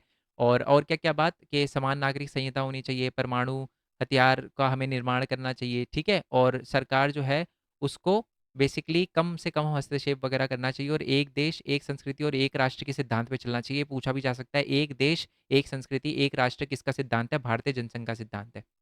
ओके। समाजवादी दल तो आपको पता ही है 1934 में बना था, और जयप्रकाश नारायण इसके मेन नेता वगैरह। अच्छा, इनके भी नेता पढ़ना इंपॉर्टेंट है, श्यामा प्रसाद मुखर्जी तो बहुत इंपॉर्टेंट है, दीनदयाल उपाध्याय तो अभी अभी बताया, बलराज मोदक हो गए, अटल बिहारी वाजपेयी हो गए, लाल कृष्ण आडवाणी हो गए, ये कुछ बड़े नेता थे। ठीक है। चलो जी, अब आते हैं हमारे नेक्स्ट क्वेश्चन पे। जस्ट अ सेकंड में थोड़ा सीट सही कर ली मैंने। अब आ जाते हैं जी नीचे। जस्ट अ सेकंड, ये रहा जी। नेक्स्ट क्वेश्चन क्या है कि पार्टी के भीतर गठबंधन और पार्टी के बीच गठबंधन पे अंतर बताइए। ठीक है जी। सबसे पहले हम बात करते हैं पार्टी के भीतर गठबंधन। पार्टी के भीतर गठबंधन जो है वो हमें पहले चुनाव में देखने के लिए मिला। देखो, पार्टी के अंदर गठबंधन का मतलब होता है कि पार्टी के अंदर, यानी एक पार्टी है जिसमें अलग अलग आइडियोलॉजी के लोग हैं, जिसका एक एग्जाम्पल है कांग्रेस। ठीक है, जब हमारे फर्स्ट इलेक्शन हुए थे ना, भारत के फर्स्ट जब इलेक्शन हुए थे, तो कांग्रेस को ये बोला गया कि पार्टी के अंदर ही गठबंधन है, यानी पार्टी के अंदर ही अलग अलग आइडियोलॉजी के लोग हैं, है ना। तो ये बोला जाता था कि कांग्रेस पार्टी, फर्स्ट इलेक्शन में ये बोला जाता था कि कांग्रेस पार्टी एक ऐसी पार्टी है जिसके अंदर पार्टी के अंदर ही गठबंधन है। यानी कुछ जो है वो समाजवाद की तरफ थे, कुछ पूंजीवाद की तरफ थे, कुछ वामपंथी थे, कुछ दक्षिणपंथी थे, मतलब अलग अलग आइडियोलॉजी आइडियोलॉजी के लोग जब एक ही पार्टी के अंदर होते हैं, तो इसका मतलब होता है पार्टी के भीतर अंदर गठबंधन। और पार्टी, और दूसरा है कि पार्टी के बीच गठबंधन का मतलब क्या होता है कि जब अलग अलग आइडियोलॉजी के लोग, है ना, सिर्फ जीतने के लिए साथ आ जाए। जैसे इसमें क्या था, कांग्रेस ही थी एक, और कांग्रेस के अंदर ही अलग अलग टाइप के लोग मिले हुए थे, अलग अलग आइडियोलॉजी के लोग मिले हुए थे, बट पार्टी कांग्रेस ही थी। बट पार्टी के बीच गठबंधन का मतलब क्या होता है? जैसे कोई पार्टी है, जैसे इस टाइम की पार्टी बीजेपी हो गई, शिवसेना हो गई, ठीक है, और कौन सी पार्टी, आरजेडी हो गई, ठीक है, आम आदमी पार्टी हो गई। लेट्स एज्यूम आम आदमी पार्टी, मैं आम आदमी पार्टी इसलिए बोल रहा हूँ क्योंकि आम आदमी पार्टी और बीजेपी की आपस में बिल्कुल नहीं बनती, बट फिर भी लेट्स एज्यूम ये सारी अलग अलग आइडियोलॉजी के लोग हैं, बट सरकार बनाने के लिए अगर मान लो साथ आ गए तो इसका मतलब होता है कि पार्टी के बीच गठबंधन, यानी अलग अलग विचारधारा होने के बावजूद भी इन्होंने दल में आम सहमति बनाई। क्यों? क्योंकि उनको वो वोट मतलब जीतना था, मतलब अपनी वो बनानी थी, सरकार वगैरह बनानी थी। मैं रीड कर देता हूँ, जस्ट अ सेकंड, क्या लिखा हुआ है इसमें कि वर्तमान में जो राजनीति में पार्टियां जो होती है ना, पार्टियों के बीच गठबंधन हमें दिखाई देता है, जहां पर भारतीय लोकतंत्र हित में अलग अलग विचारधाराओं को मानने वाले दल आम सहमति से मुद्दों पर मिली जुली सरकार बनाते हैं, परंतु अपने दल की नीतियां नहीं बदलते। बीजेपी की नीतियां बीजेपी की रहती है, आम आदमी पार्टी की आम आदमी पार्टी की रहती है, आरजेडी आरजेडी की रहती है, बट फिर भी ये कुछ मुद्दों को जो है वो कुछ मुद्दों पर आम सहमति बना के तीनों मिलकर सरकार चलाती है। एग्जाम्पल है, वैसे मेरे को लगता नहीं कि बीजेपी और आम आदमी पार्टी की कभी बनने वाली है, ठीक है, बट एग्जाम्पल था ये। ओके। और दूसरी बात है यार कि इस चैप्टर को चैप्टर की तरह ही रखना, कहीं मैं एग्जाम्पल दे देता हूँ पार्टी के, बट इतना दिल पे नहीं लेना, कहीं बोल दो सर आपने कांग्रेस कैसे बोल दिया, सर बीजेपी कैसे बोल दिया, सर आम आदमी कैसे बोल दिया। तो भाई ये मेरा काम नहीं है, पर पढ़ाना काम है, तो इसलिए आ रहा है तो मैं बोल रहा हूँ, नहीं तो मेरे को जीरो इंटरेस्ट है भाई पॉलिटिक्स में। नेक्स्ट वाला क्वेश्चन है कि कांग्रेस किन अर्थों में एक विचारधारात्मक गठबंधन थी? ये मैंने अभी अभी ऊपर ऊपर ऊपर ही बताया आपको। कांग्रेस पार्टी जो थी वो एक विचारात्मक गठबंधन इसको इसलिए कहा जाता है क्योंकि ये पार्टी 1885 में बनी थी। उस टाइम माना जाता था कि उच्च वर्गों की पार्टी थी, ठीक है। बट धीरे धीरे धीरे इसके अंदर फिर जो है वो शहरवासी भी आ गए, किसान भी आ गए, उद्योगपति भी आ गए, मजदूर भी आ गए, भूमिहीन मजदूर भी आ गए, भूमिपति भी आ गए, अलग अलग वर्ग के लोग, अलग अलग जाति के लोग, अलग अलग धर्म के लोग। तो बेसिकली ये तो सिर्फ इसमें था। इसके अतिरिक्त जो है इस पार्टी के अंदर नरमपंथी भी थे, गरमपंथी भी थे, दक्षिणपंथी भी थे, वामपंथी भी थे, क्रांतिकारी भी थे, शांतिवादी भी थे। विचारात्मक गठबंधन इसलिए हम कांग्रेस को कहते हैं क्योंकि इसमें अलग-अलग विचारधारा के लोग थे। ठीक है जी? मतलब जब से ये पार्टी बनी थी तब से ये अलग-अलग, मैं आपको बता दूँ इंडिया के अंदर मैक्सिमम जितनी भी पॉलिटिकल पार्टी है ना, मैक्सिमम मैक्सिमम 2-3 को छोड़कर बस, सारी कांग्रेस से निकली हुई है। सारी। टीएमसी सुना आज आपने? टीएमसी यानी जो हमारी तृणमूल कांग्रेस है, वेस्ट बंगाल के अंदर ममता बनर्जी जी, 2-2 बार जी लगा दिया, उनके नाम के पीछे भी जी है बट फिर भी हम जी लगाते हैं। तो ममता बनर्जी जी जो हैं, उनकी जो टीएमसी है ना, वो भी कांग्रेस से निकली है। 1998 में ना ममता बनर्जी भी कांग्रेस के अंदर थी। शरद पवार भी कांग्रेस, बड़े नेता हैं, ठीक है, एनसीपी के, वो भी जो थे वो कांग्रेस के अंदर थे। बहुत बड़ी-बड़ी जो पार्टी आज हम देखते हैं वो सारी कांग्रेस के अंदर थी क्योंकि एक टाइम पे कांग्रेस जो है वो एक विचारात्मक एक कह सकते हो कि गठबंधन था। अलग-अलग विचारधारा के लोग, अलग-अलग वर्गों के लोग, जाति के लोग, धर्म के लोग, है ना? काम के लोग, नरमपंथी, वामपंथी, दक्षिणपंथी, क्रांतिकारी, शांतिवादी, अलग-अलग लोग, ठीक है जी? तो इसी वजह से कांग्रेस को एक विचारात्मक गठबंधन कहा जाता था। बाकी फिर भी एक बार रीड कर लेना, आंसर आपके सामने है। नेक्स्ट वाले क्वेश्चन की बात करते हैं। नेक्स्ट वाला क्वेश्चन है कि भारत में राजनीतिक दलों की प्रतिस्पर्धा को सशक्त बनाने वाले कारकों का विश्लेषण कीजिए। मतलब इंडिया के अंदर है ना जो पॉलिटिक्स है ना उनके अंदर, पॉलिटिकल पार्टी के अंदर बहुत तगड़ा कंपटीशन चलता है। क्या रीज़न है? संवैधानिक प्रावधान, स्वतंत्र चुनाव आयोग। स्वतंत्र चुनाव आयोग से क्या होता है? वो ऐसा नहीं है छोटी पार्टी को ऐसे नकार नहीं देती, बड़ी पार्टी को कुछ ज़्यादा वो इम्पोर्टेंस नहीं देती, तो ये इक्वालिटी रहती है ना, इसकी वजह से ही सब छोटी पार्टी को भी लगता है जी हमारी भी इम्पोर्टेंस है ना? तो इसी वजह से क्या है कि प्रतिस्पर्धा बनी रहती है। स्वतंत्र प्रेस है, कोई गलत करता है गलत बताते हैं, सही करता है सही बताते हैं। ऑल तो बताते नहीं है प्रेस, थोड़ा कुछ कोई कोई ऐसे न्यूज़ चैनल है जो भाई एक पॉलिटिकल पार्टी की बुराइयाँ ही करेंगे। कुछ ऐसे हैं वो उसी पार्टी की अच्छाइयाँ ही करेंगे सिर्फ़। तो ऐसा कभी नहीं होता कि कोई पार्टी 100% करेक्ट हो और कभी भी ऐसा नहीं होता कि कोई पार्टी 100% रॉन्ग हो।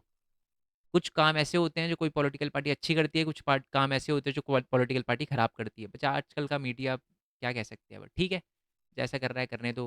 घर में उनकी रोटी आ रही है, हमें क्या लेना देना। अपने को तो मार्क्स चाहिए 80 आउट ऑफ 80, उसके लिए जो मर्जी करेंगे। ठीक है?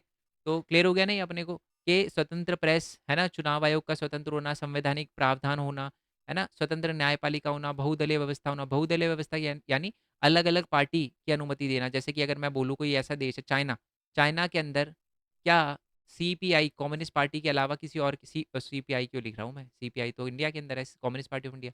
मान लो कम्युनिस्ट पार्टी की जो सरकार है चाइना के अंदर, क्या कभी किसी और की सरकार आ सकती है वहाँ पर? आ ही नहीं सकती। क्यों? क्योंकि एक ही पार्टी को इम्पोर्टेंस दी गई है वहाँ पर।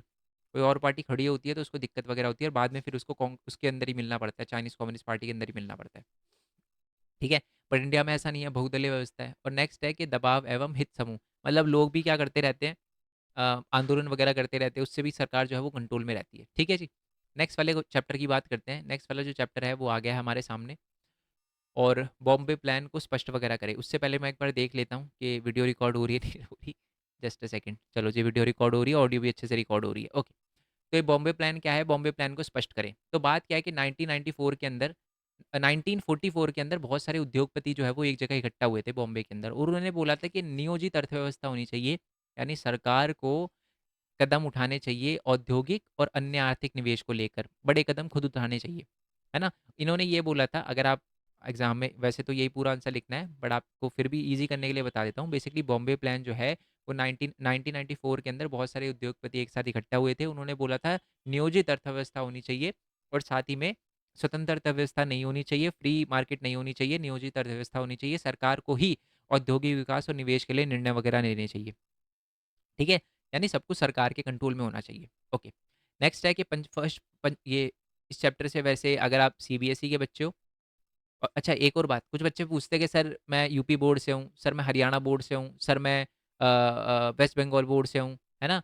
सर मैं बिहार बोर्ड से हूँ, सर मैं झारखंड बोर्ड से हूँ। सर हमारे लिए इम्पोर्टेंट है क्वेश्चन।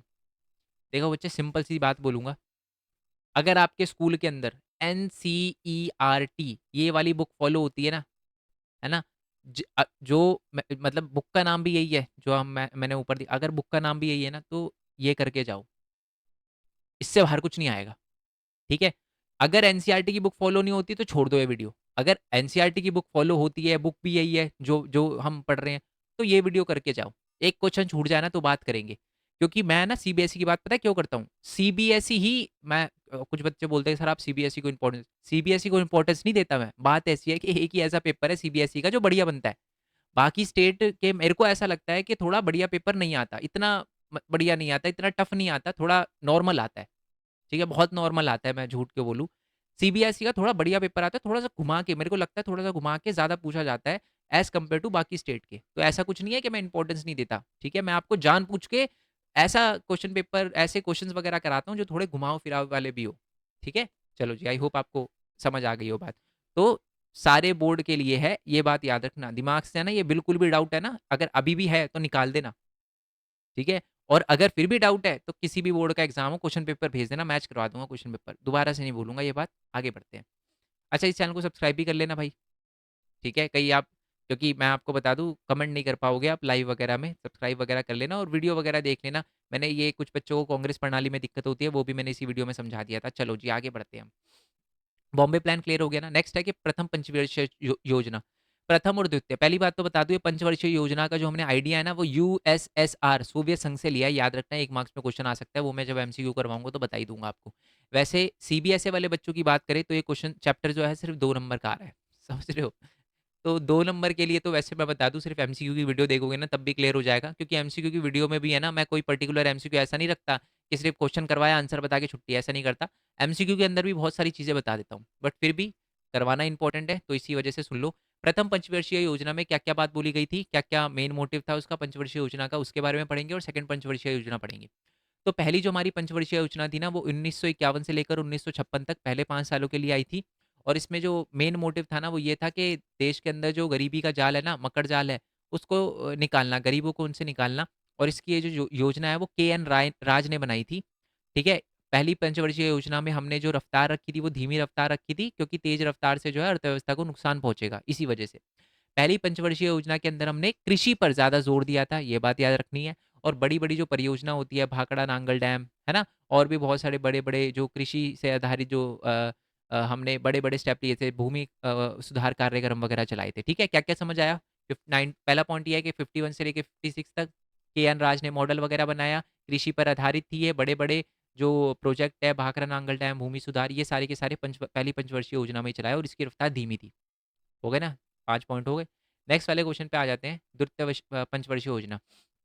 इसकी रफ्तार तेज थी, ये 1956 से लेकर ऑब्वियसली बात है 61 तक आया, है ना, क्या 1961 तक आया, ओके। और ये जो है इसमें किस पे, उद्योगों पर जोर दिया गया था। पीसी महालनोबिस ने इसका मॉडल बनाया, जैसे ऊपर वाला मॉडल के एन राज ने बनाया, इसका पीसी महालनोबिस ने बनाया। और इसका मेन मोटिव था, और इसमें क्या थी, तेज रफ्तार थी। क्या क्या समझ आया?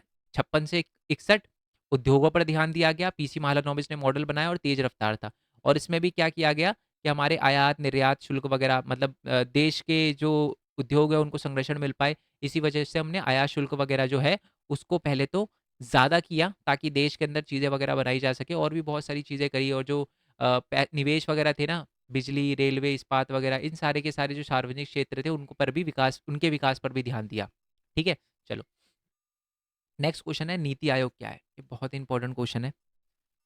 क्यों क्वेश्चन है? क्योंकि ये ऐसा क्वेश्चन है जो मैं हर साल देख रहा हूँ, कोविड के बाद हर साल देख रहा हूँ कि इससे रिलेटेड जो है ना, आपका जो ये अलग से आपको एक्स्ट्रा टॉपिक दे रखे हैं, उसमें तो पक्का लिखा होता है इसके बारे में, पक्का लिखा होता है, ठीक है। पहले तो ये मैं बताता हूँ कि है ना, हमने ना एक आयोग बनाया था जिसका नाम था योजना आयोग। आज़ादी के बाद एक योजना आयोग बनाया था, ठीक है। बाद में उसको फिर है ना 2014 के अंदर हमारे उस टाइम के जो प्रधान, उस टाइम के क्या, उस टाइम जो प्रधानमंत्री थे, इस टाइम भी वही है। तो 2014 के अंदर अपने नरेंद्र मोदी जो थे, नरेंद्र मोदी जी ने अपने लाल किले पे खड़ा होकर बोला था कि अब जो है ना, योजना आयोग को बंद कर देना चाहिए, और योजना आयोग को बंद कर दिया गया। और 1 जनवरी 2015 में एक नया आयोग बनाया गया उसी के तर्ज पे, जिसका नाम था नीति आयोग। इसके अध्यक्ष जो थे, मेन अध्यक्ष जो होते हैं, ठीक है, वो तो हमारे प्रधानमंत्री होते हैं और बाकी अध्यक्षता जो दूसरे अध्यक्ष होते हैं उसको फिर वो ही चुनते हैं, हमारे प्रधानमंत्री चुनते हैं। एक और बात बता दूँ, पहले जो थे ना इनके अध्यक्ष वो थे हमारे पनघड़िया, पनघड़िया नाम था उनका, हाँ जी, अरविंद पनघड़िया। उस आज जो है वो हमारे फिर सुमन बेरी थे, ठीक है? ये वर्तमान अध्यक्ष है हमारे। ओके जी, आई होप ये बात आपको क्लियर हो गई। फिर भी मैं एक बार पढ़ देता हूँ। एग्ज़ाम में क्या आते हैं, इसके उद्देश्य वगैरह आते हैं। मैं अभी दिखाऊँगा आपको। चलो, क्या है कि स्वतंत्रता के बाद भारत में सुनियोजित विकास करने के लिए समाजवादी मॉडल के आधार पर योजना आयोग बनाया गया। अच्छा, एक और बात बता देता हूँ, योजना आयोग को बंद ही इस वजह से किया गया था क्योंकि माना जाता था कि ये सिर्फ समाजवादी मॉडल को ही बढ़ावा देता है। जबकि अभी इस टाइम माना जाता था कि इस टाइम यानी 2014 में जो सरकार थी, नरेंद्र मोदी जी की सरकार थी, बीजेपी की सरकार थी, उनका मानना था कि सिर्फ समाजवादी मॉडल से हम आगे नहीं बढ़ सकते। ये जो सोच है थोड़ी चेंज करनी पड़ेगी। ठीक है? चलो जी, फैन ऑन कर लिया। ओके, नेक्स्ट आ जाते हैं कि नीति आयोग की ओके बताता हूँ फिर। तो यही है कि जो स्वतंत्रता के बाद है, जो भारत में सुनियोजित विकास के लिए जो है वो समाजवादी मॉडल पर आधारित था। ये हमारा योजना आयोग वगैरह बनाया गया, लेकिन माना जाता है कि आजकल के जो हमारा वैश्वीकरण है उसके लिए ये वाला मॉडल बिल्कुल भी सही है नहीं है, ये अप्रासंगिक है। ठीक है? और इसी वजह से 15 अगस्त 2024 को हमारे जो प्रधानमंत्री थे उन्होंने बोला कि जी अप्रासंगिक है, इसका उन्मूलन कर देना चाहिए, बंद कर देना चाहिए, और इसी के लिए 1 जनवरी 2015 को योजना आयोग के स्थान पर नीति आयोग का गठन किया गया। ठीक है? नीति आयोग के जो मेन हेड है वो तो आपको पता ही है, प्रधानमंत्री रहते हैं। अध्यक्ष जो है वो प्रधानमंत्री ही रहते हैं, और जो उसके उपाध्यक्ष है वो जो है उसको प्रधानमंत्री चुनते हैं, सरकार चुनती है, गवर्नमेंट चुनती है। और उस टाइम जो थे वो थे हमारे अरविंद पनगड़िया, और इस टाइम जो है वो सुमन बेरी है। ओके? इनका काम थोड़ा बहुत सुन लो, इनके काम क्या है कि राष्ट्रीय सुरक्षा और आर्थिक नीति के हित में सामंजस्य स्थापित करने और नीति और कार्यक्रम की रणनीति और दीर्घकालिक रूपरेखा तैयार करने के लिए नीति आयोग केंद्र सरकार के थिंक टैंक के रूप में कार्य करती है। पहला काम है, नीति आयोग जो है वो बॉटम अप अप्रोच अपनाकर सहकारी संघात्मक संघवाद की भावना से कार्य करती है, ताकि देश और देश के जो सभी राज्य हैं उनकी भी समान भागीदारी सुनिश्चित करता है। तो ये कुछ काम करता है हमारा नीति आयोग। एग्जाम में ना कभी कभार क्वेश्चन भी आ जाता है कि नीति आयोग के ना उद्देश्य भी बताओ। उद्देश्य भी दिखा देता हूँ मैं आपको नीति आयोग के। ऑल दो वो इतना इंपॉर्टेंट नहीं है, बट फिर भी यार मैं बता रहा हूँ। ठीक है, सिर्फ याद रखने की बात है, क्योंकि जो मोस्ट इंपॉर्टेंट थे वो तो मैं पीडीएफ के अंदर डाल ही देता हूँ, बताइए आपको। तो वो ये देश के संसाधनों का अनुमान लगाना, कितने संसाधन है हमारे पास, है ना, देश के विकास की योजना वगैरह बनाना। ओके, और साथ में इसका उद्देश्य ये भी था विभिन्न कार्यक्रम के बीच में प्राथमिकता वगैरह का निर्धारण करना, कि पहले क्या चीज़ करनी चाहिए, फिर क्या चीज़ करनी चाहिए, फिर क्या चीज़ करनी चाहिए। ठीक है, योजना काल के दौरान कई प्रगति का आकलन वगैरह करना, कि योजना जो हम बना रहे हैं वो ढंग से काम कर रही है नहीं कर रही, है ना, उसके लिए प्लान वगैरह को देखना, मॉनिटर करना। ये तो नॉर्मल काम है, क्लियर हो ही गया होगा आपको। नीति आयोग के काम बेसिकली इंपॉर्टेंट है। ओके, चलो जी, आई होप ये बात आपको क्लियर हो गई। नेक्स्ट आ जाते हैं, नेक्स्ट वाला जो हमारा क्वेश्चन है वो है जी वामपंथी और दक्षिणपंथी, इन दोनों में क्या अंतर होता है, दोबारा से देख लेता हूँ। हाँ ठीक है जी, वॉइस रिकॉर्ड हो रही है।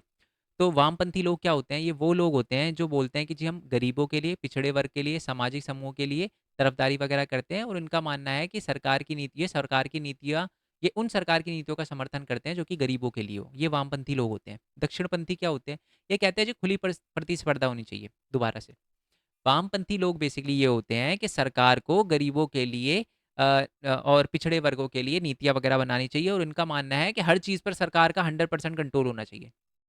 दक्षिणपंथी लोग उल्टा है, वो कहते हैं जी खुली प्रतिस्पर्धा होनी चाहिए, बाजार मूलक अर्थव्यवस्था होनी चाहिए, सरकार का इंटरफेयर नहीं होना चाहिए बिल्कुल भी। ये सरकार के इंटरफेयर कहते हैं 100%, ये कहते हैं बिल्कुल नहीं होना चाहिए।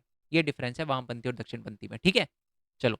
तो एक क्वेश्चन है, अब आप मेरे को बताना कि अभी की सरकार अपने आप को वामपंथी मानती है या अभी की सरकार अपने आप को दक्षिणपंथी मानती है। मैं अभी की सरकार की इसलिए बात कर रहा हूँ क्योंकि फिर भारतीय जनसंघ और फिर बीजेपी का भी क्वेश्चन फिर बीच बाच में सूट्स के आ सकता है। ठीक है, कि ये भी पूछा जा सकता है कि बीजेपी किस आइडियोलॉजी पे बिलीव करती थी। ठीक है, तो उसमें आप कहना कि दक्षिणपंथी आइडियोलॉजी में बिलीव करते हैं। ठीक है, और इसी वजह से माना जाता है कि नीति आयोग भी बनाया गया। ऑल दो फिर क्योंकि जो हमारा अपना योजना आयोग था वो वामपंथी विचारधारा पे एक तरह से चलता था, समाजवाद पे चलता था।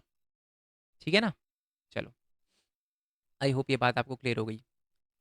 नेक्स्ट आता है कि दूसरी पंचवर्षीय योजना और तीसरी पंचवर्षीय योजना की क्यों आलोचना करी गई। ओके, बड़ा सिंपल है, कुछ नहीं है। बहुत सारे लोगों ने बोला सेकंड पंचवर्षीय योजना जिसमें उद्योगों पे ध्यान दिया, पहली बात तो मैं बता दूं सेकंड और थर्ड में ना दोनों में सेम ही काम किया गया था, उद्योगों पे ध्यान दिया गया था। तो बहुत सारे लोगों ने बोला इससे सिर्फ शहरों को फायदा हो रहा है और मैक्सिमम पॉपुलेशन तो वो रहती है गाँव के अंदर रहती है, उनका तो भला हो ही नहीं रहा, कृषि को बहुत भारी नुकसान उठाना पड़ रहा है और हमें ना कृषि पर ज़्यादा ध्यान देना चाहिए, इसी वजह से लोगों ने क्रिटिसाइज किया था। अब आ जाते हैं जी हमारे नेक्स्ट वाले चैप्टर पे जिसका नाम है विदेशी मामले। ठीक है? भारत के विदेशी मामले के संबंध। ठीक है जी। अब इसके मोस्ट इम्पोर्टेंट क्वेश्चन करना शुरू करते हैं। तो पहला और सबसे ज़्यादा इम्पोर्टेंट क्वेश्चन है कि भारत के परमाणु परीक्षण के बारे में आपको बताना है। भारत के परमाणु परीक्षण के बारे में और भारत की परमाणु नीति के बारे में बताना है। और है ना एग्ज़ाम में क्वेश्चन थोड़ा घुमा के भी आ सकता है और आप देखना है कितना अलग क्वेश्चन है, बट दोनों का आंसर सेम है, मैं समझाता हूँ। भारत ने सीटीबीटी पर हस्ताक्षर क्यों नहीं किए? जिसको हम कहते हैं व्यापक परीक्षण प्रतिबंधित संधि, ठीक है? Comprehensive test ban treaty English में कहते हैं, एनपीटी नेशनल प्रोलिफरेशन ट्रीटी कहते हैं इसको इंग्लिश में, और परमाणु अनुप्रास संधि कहते हैं। इस पे इंडिया ने साइन क्यों नहीं किया? अब आपको लग रहा होगा सर ये तो बिल्कुल, ये क्या है सर, ये इसके अंदर क्या इसका आंसर मिलेगा? अभी समझाता हूँ। पहले तो हम बात करते हैं परमाणु परीक्षण की। आपको पता है न्यूक्लियर बॉम्ब की बात हो रही है, यहाँ पर परमाणु परीक्षण की बात हो रही है। थोड़ा सा बता देता हूँ आपको। हमने ना परमाणु परीक्षण के बारे में बहुत पहले ही सोचना शुरू कर दिया था क्योंकि अपने को पता था कि भाई थोड़ा हमारे पड़ोसी जो है अच्छे नहीं है। एक पड़ोसी जो है वो तो वैसे ही अच्छा नहीं है, चाइना भी कुछ ज़्यादा अच्छा है नहीं। मैं आपको एक बात समझाता हूँ। 1964 में ना चाइना ने अपना परमाणु परीक्षण, अपने आप को परमाणु देश घोषित कर लिया था। इसको लेकर भाई भारत सरकार जो है उसको लग रहा है ठीक है कोई दिक्कत नहीं, बट उस समय के बहुत सारे जो अपोजिशन के नेता थे उन्होंने बोला भाई परमाणु परीक्षण हमको भी करना चाहिए, नहीं तो एक दिन है ना चाइना जो है वो हमें दबाएगा। और देख लो उसके बाद फिर इस वजह से, बट उस टाइम फिर हमने फिर परमाणु परीक्षण वगैरह भी किए थे। ठीक है? चलो, तो अब वो परमाणु परीक्षण कैसे किए थे उसके बारे में देख लेते हैं। सबसे पहले तो कि भारत के परमाणु कार्यक्रम की शुरुआत 1940 में हुई थी और वो करी थी होमी जहांगीर भाभा ने। बहुत ही ज़्यादा इंपॉर्टेंट है, याद रखना, ये बहुत ज़्यादा इंपॉर्टेंट है। आपसे पूछा भी जा सकता है कि भारत के परमाणु कार्यक्रम के जनक कौन थे? वो होमी जहांगीर भाभा थे। और भाभा एटॉमिक एक सेंटर भी है, आप बताना इंडिया में भाभा एटॉमिक सेंटर किस जगह पर है? ठीक है जी। तो भारत में परमाणु कार्यक्रम वगैरह चलाया गया और मई 1974 में पोखरण में भारत ने अपना पहला परमाणु परीक्षण वगैरह किया। फिर मई 1998 में पोखरण में किया था परमाणु परीक्षण। ठीक है जी।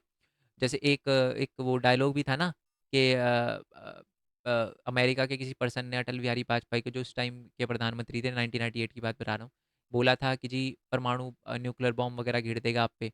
तो अटल बिहारी वाजपेयी ने बोला था कि अगर पाकिस्तान ने न्यूक्लियर बॉम्ब घेरा तो हमारे देश का क्या होगा वो तो छोड़ दो, बट पाकिस्तान जो है वो नेक्स्ट जो है वो दिन की वो सूरज की किरण नहीं देख पाएंगे पाकिस्तानी, ये बोला था उन्होंने।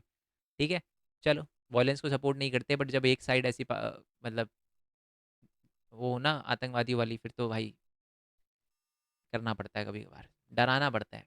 करेंगे तो नहीं, देखो इतनी इतना विश्वास तो मेरे को है, मेरा नाम भी भारत है और इतना पता है मेरे को कि 99.9999% हम कभी भी न्यूक्लियर बॉम्ब का यूज़ नहीं करेंगे, क्योंकि है ना एक थोड़ी सी है ना इंसानियत है हमारे में। अमेरिका थोड़ी ना हम के पाकिस्तान जापान पे बिना सोचे समझे न्यूक्लियर बॉम्ब घेर दे। ठीक है? क्योंकि एक ही काफ़ी होगा इस टाइम तो। 1945 में घेरे गए थे दो, उस टाइम जापान की हालत कितनी बुरी हो गई थी। आज तो आप एक अगर न्यूक्लियर बॉम्ब घेरा तो तीन चार कंट्री साथ जाएगी, पाकिस्तान के साथ अफगानिस्तान भी जाएगा, ईरान भी जाएगा। तो हम ऐसा नहीं चाहेंगे। पहली बात तो हम पाकिस्तानियों के बारे में भी बुरा नहीं चाहते, वो उनको पता नहीं हमारे से क्या दिक्कत है, बट है ना, तो नहीं करेंगे हम कभी भी ऐसा, मेरे को नहीं लगता, बट गलत अगर लोगों की सोच होगी तो कुछ कह नहीं सकते। अभी हम इसके बारे में भी नीचे पढ़ेंगे। फर्स्ट यूज़ पॉलिसी का हमने मना किया था, ये आएगा क्वेश्चन इसलिए मैं बोल रहा हूँ। चलो, तो हमने ये समझ आ गया कि भारत की परमाणु नीति के जो जनक थे वो 1940 में ही परमाणु परीक्षण की स्टार्टिंग हो गई थी, कार्यक्रम की स्टार्टिंग हो गई थी under the leadership of Homi Jahangir Bhabha. ठीक है? 40 के अंतिम दशकों में 47, 48, 49, है ना? आज़ादी के बाद से थोड़ा-सा पहले आप कह सकते हो। आज़ादी और आज़ादी से बाद में थोड़ा-सा, ओके? और सबसे पहला परमाणु परीक्षण पोखरण में किया था, राजस्थान के अंदर पड़ता है, एमसीक्यू के अंदर बताया था वाला क्वेश्चन। और 1998 में भी हमने पोखरण के अंदर किया था, राजस्थान के अंदर पड़ता है ये भी, ठीक है? और उसके बाद तुरंत बाद फिर वो पड़ोसी पाकिस्तान ने भी बोल दिया कि हम भी परमाणु परीक्षण करेंगे और न्यूक्लियर बॉम्ब वगैरह बनाएँगे, ठीक है? चलो, नेक्स्ट बात करते हैं कि भारत का परमाणु परीक्षण। एक छोटी-सी बात बताता हूँ। एक्चुअल में ना पाकिस्तान ने परमाणु बम बनाए नहीं है, चोरी करे हैं। उन्होंने टेक्नोलॉजी चोरी करी है, हमने बनाई है, उन्होंने चोरी करी है। ये बताना इंपॉर्टेंट है, पता चलना चाहिए। आप सोच रहे हो कि यार पाकिस्तान में बड़े तोपची लोग हैं, उन्होंने सर खुद बना ली, खुद कुछ नहीं करा, चोरी करी उन्होंने टेक्नोलॉजी, बट ठीक है, आगे बात करते हैं अपन। भारत की परमाणु नीति क्या है, ये बहुत इंपॉर्टेंट क्वेश्चन है, एग्जाम में पक्का पूछा जाता है। ठीक है, मैंने जितने भी चैप्टर के एमसीक्यू वगैरह देखे हैं, और इस चैप्टर में से तो यही वाला क्वेश्चन जो है ना वो मैक्सिमम बार रिपीट होता है। अब ये क्वेश्चन क्या है वो देख लो। ठीक है, चल।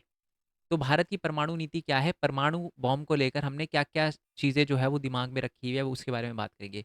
पहली बात तो भारत ने परमाणु नीति में सदैव शांति उन्मुख रखी है, मतलब उन्होंने कहा है कि अगर परमाणु शक्ति का उपयोग सिर्फ शांति के लिए होगा, और हमने एक और कहा है कि प्राथमिक प्रयोग नहीं, यानी नो फर्स्ट यूज, पहले कभी भी यूज नहीं करेंगे। परंतु परंतु जो हमारे क्या नाम थे, हमारे डिफेंस मिनिस्टर थे ना, उन्होंने बोल दिया था एक टाइम पे कि नो फर्स्ट पॉलिसी कभी भी हम चेंज कर सकते हैं, तो यही बात लगती है। परंतु समकालीन क्षेत्रीय सुरक्षा संबंध चुनौतियों के कारण प्रधानमंत्री नरेंद्र मोदी के नेतृत्व वाली सरकार ने यह स्पष्ट कर दिया है कि भारत की क्षेत्रीय व सुरक्षा के अनुरूप प्रथम प्रयोग नहीं की नीति की समीक्षा की जा सकती है तथा इसमें परिवर्तन किया जा सकता है।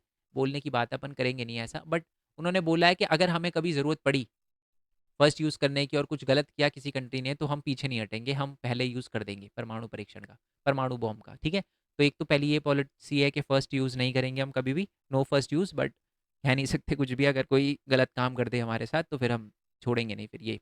दूसरा और सबसे इंपॉर्टेंट है, और वही उस क्वेश्चन का आंसर है, वो कि इंडिया ने सीटीबीटी और एनपीटी पे साइन नहीं किया। क्यों नहीं किया, अब देखो पूरी स्टोरी बताऊंगा, बट पहले ये सुन लो।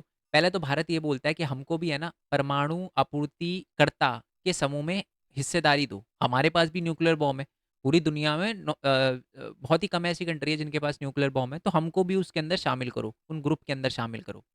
दूसरी बात है कि भारत ने व्यापक परमाणु प्रतिबंध संधि और परमाणु अनुप्रास संधि यानी सीटीबीटी और एनपीटी पे साइन नहीं किया। अब आप बोलोगे सर साइन नहीं किए, क्यों सर, क्या दिक्कत है? अब सुनो, साइन नहीं क्यों नहीं किए।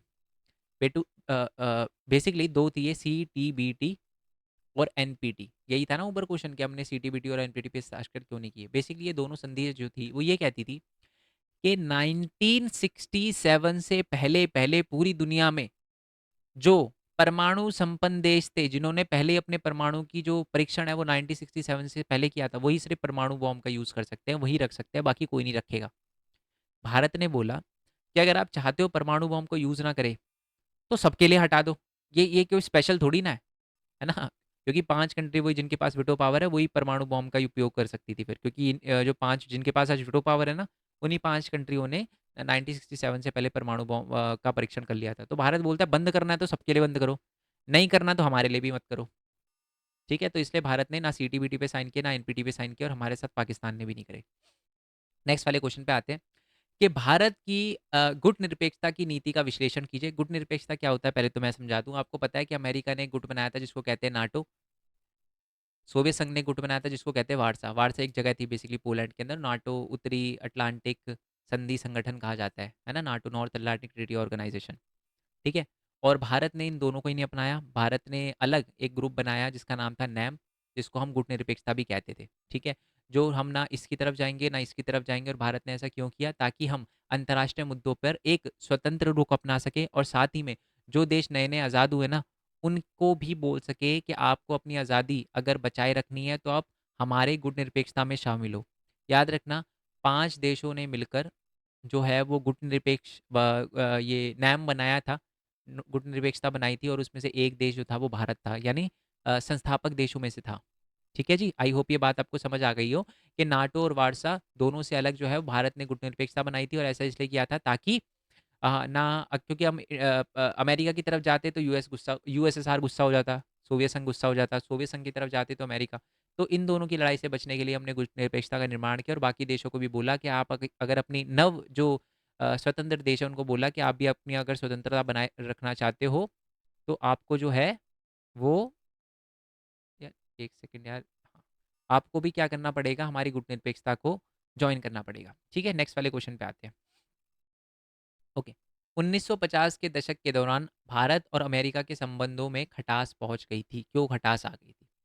तो पहली बात तो ये हो गई थी कि भारत 1950 में भारत और अमेरिका के बीच में खटास इसलिए आ गई थी।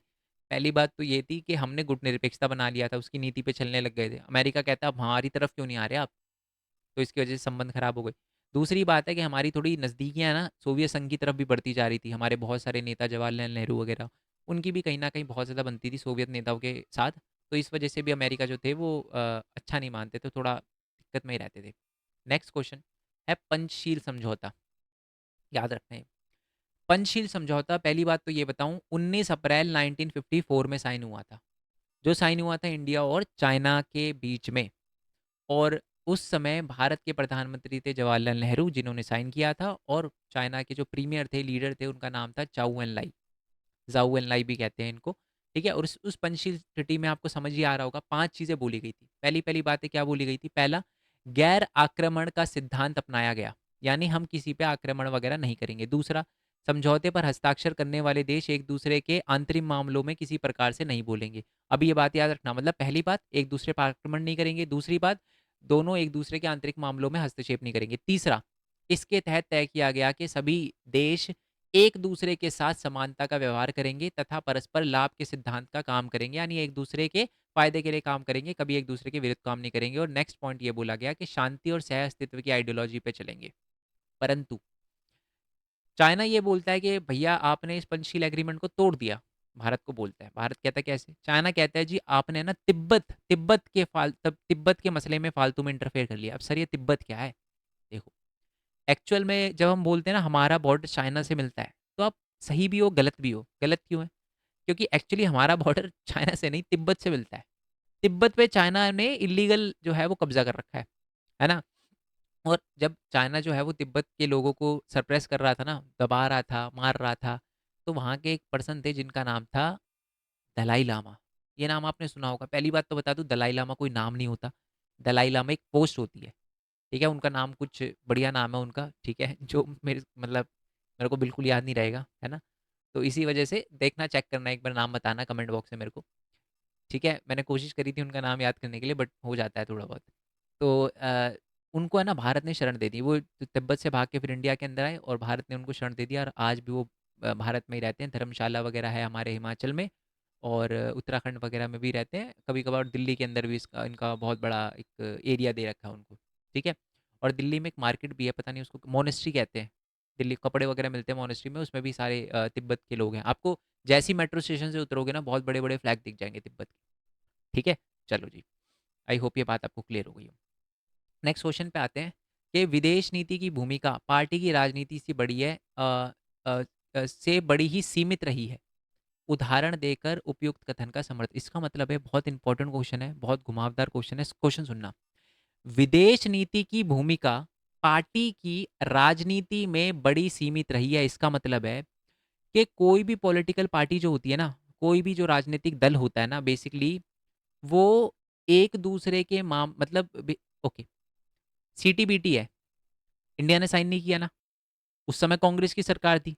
आज तो बीजेपी की है, बीजेपी ने भी साइन नहीं करे। और मेरे को 100% भरोसा है कि कोई भी पार्टी आ जाए ना आगे, वो भी सीटीबीटी पर और एनपीटी पे साइन नहीं करेगी। क्यों नहीं करेगी? क्यों? क्योंकि वो हमारे भारत के हित में नहीं है। तो इसमें यही बोला गया है कि जो विदेशी मामले हैं ना, उसमें भारत जो है, पॉलिटिकल पार्टी चेंज हो जाती है, बट आइडियोलॉजी हमारी सेम ही रहती है।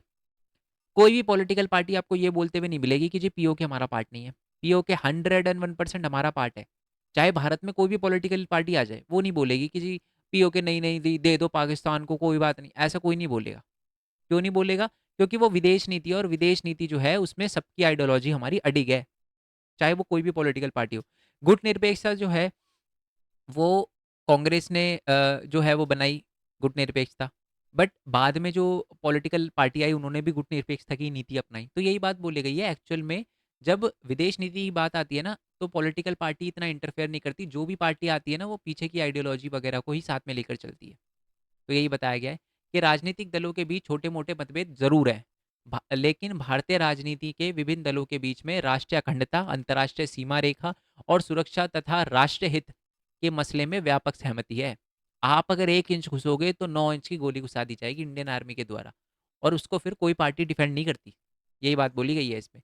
समझ रहे हो कि जब बात आती है जैसे कि लेट्स अज्यूम, चाइना ने जब हमारे डोकलाम पे अटैक किया था, है ना, हमारे इंडियन टेरिटरी में घुसा था, समझ रहे हो, तो एक भी ऐसी पॉलिटिकल पार्टी नहीं थी जिसने सपोर्ट किया। उन्होंने इंडियन गवर्नमेंट को सपोर्ट किया कि भाई तुम उन्होंने गवर्नमेंट को अपोज किया कि आप ढंग से कार्रवाई क्यों नहीं कर रहे, बट उन्होंने किसी ने ये नहीं बोला कि चाइना ने सही कर दिया। तो ये दिखाता है कि हमें दिक्कत है अपनी पॉलिटिकल पार्टी से, वो हो सकती है, होगी और होनी भी चाहिए, बट अपने को इतना हम अ, नीचे नहीं गिरे कि अपने देश के खिलाफ बोलेंगे। ये कहना मोटिव है कि अलग-अलग पॉलिटिकल पार्टी की जो आइडियोलॉजी है उसमें डिफरेंस हो सकता है, बट जब अंतर्राष्ट्रीय मामलों की बात आती है तो सारे साथ आ जाते हैं। उदाहरण के लिए वही है, 1961 का एग्जाम्पल दे रखा है इसमें कि 3 युद्ध हुआ, ठीक है? और समय-समय पर कई पार्टियों ने सरकार बनाई, विदेश नीति की भूमिका वगैरह के राजनीति की बड़ी सीमित रही। मतलब बेसिकली 3 वॉर हुई, फिर भी जो है वो जो वहाँ लोग थे ना, वो सरकार के साथ ही खड़े रहे, अलग-अलग पॉलिटिकल पार्टी सरकार के साथ ही खड़ी रही। किसी ने ये नहीं बोला कि जी गलत हो रहा है, सरकार गलत कर रही है, वो कर रही है, तो मतलब सब सारे साथ रहे, ठीक है? चलो, नेक्स्ट वाले क्वेश्चन पे आते हैं कि नेहरू की विदेश नीति के नेहरू जी जो थे, जवाहरलाल नेहरू जो थे, वो बोलते थे कि जो विदेश नीति है ना, वो किसी भी देश की स्वतंत्रता बनाए रखने के लिए सबसे इंपॉर्टेंट है, क्योंकि उनका मानना था कि अगर कोई देश जो है अपनी विदेश नीति में स्वतंत्र नहीं है ना, तो उस पे कोई भी देश जो है अपने अकॉर्डिंग उसका यूज़ करेगा, ठीक है?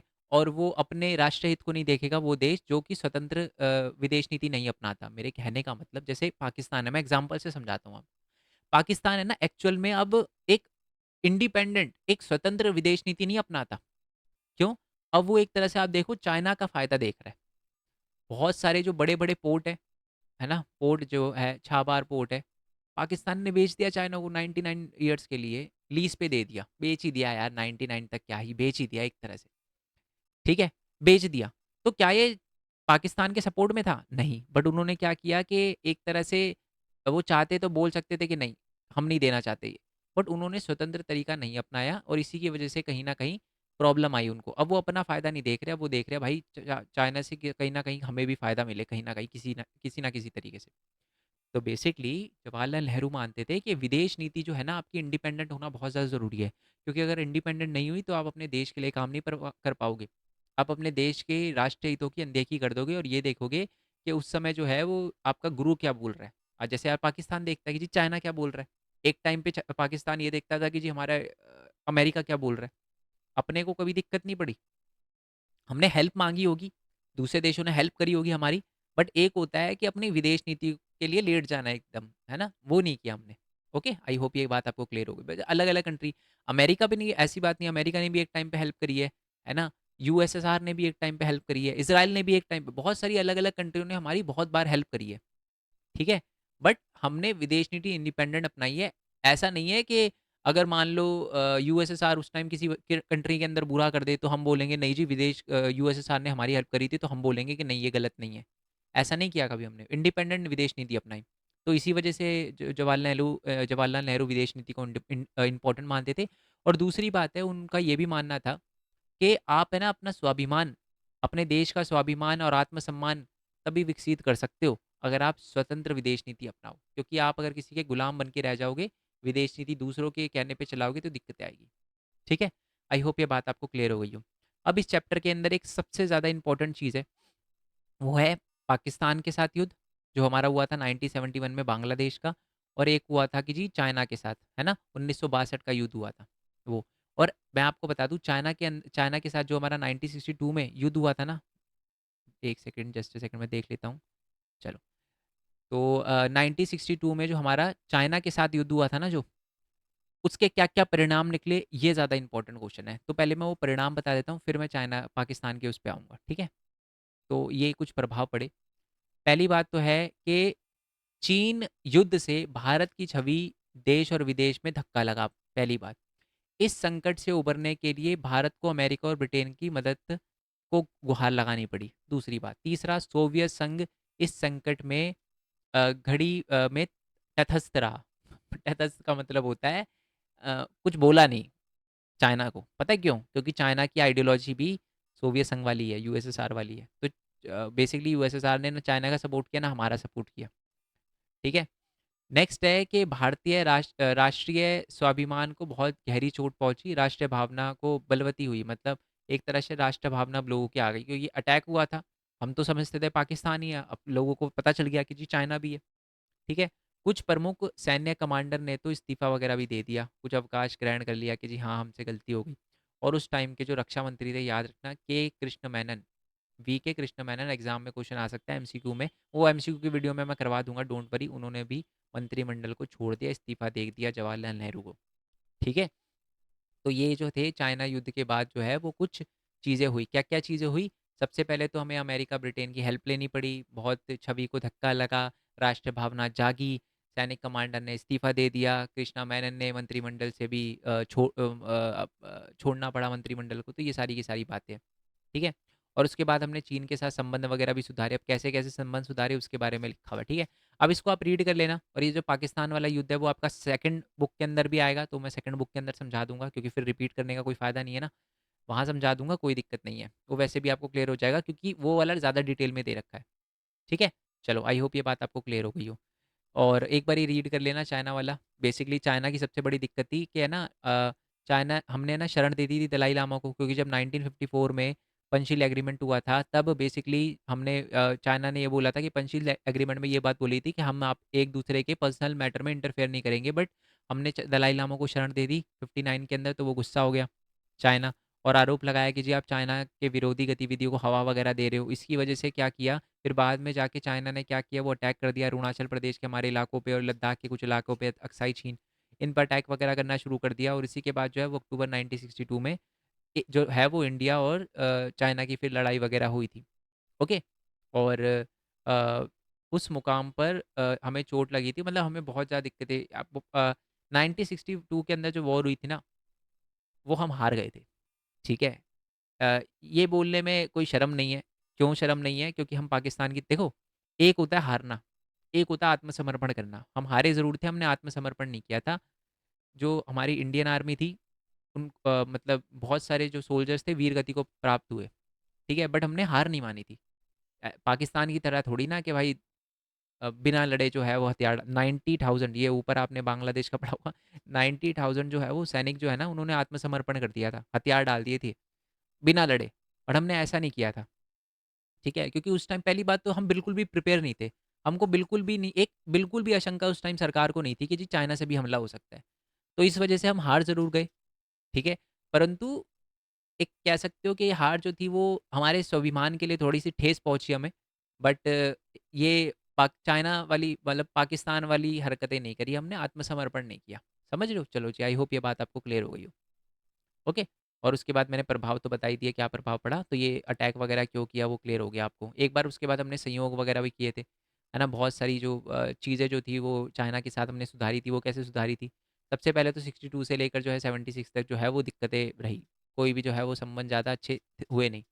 76 में जाकर फिर अच्छा होना शुरू हुए। 76 70s के टाइम में क्या हुआ, चीन के नेतृत्व में बहुत सारे मुद्दों पर बात होने लगी, व्यापारिक मुद्दे जो है उस पे बात होने लगी। 79 में जो विदेश मंत्री थे हमारे, जो अटल बिहारी वाजपेयी थे, और राजीव गांधी जो थे 98 के अंदर, ठीक है, चाइना के साथ उन्होंने बात करना शुरू किया। सीमा विवाद को लेकर भी हमने बात करी 1981 में। और 98 में जो है वो राजीव गांधी ने तो यात्रा भी करी चाइना के अंदर, ठीक है। और बात करी कि जब हम दोनों का कल्चरली जो है वो बहुत मिले जुले हैं, हिंदी चीनी भाई भाई वाला, है ना। ये सारी की सारी बातें। वैसे हिंदी चीनी भाई भाई का नारा तो 1949 के अंदर दिया गया था, जब चाइना जो है वो एक कम्युनिस्ट कंट्री बना था, ठीक है। तो उन्होंने बोला कि सांस्कृतिक आदान प्रदान, विज्ञान तकनीकों को लेकर आदान प्रदान वगैरह करेंगे। और 1999 में हमने एक 30 द्विपक्षीय जो 30% सालाना दर से बढ़ेगा व्यापार, इसके लिए भी हमने समझौता वगैरह किया था, ये बात वगैरह बोली गई थी।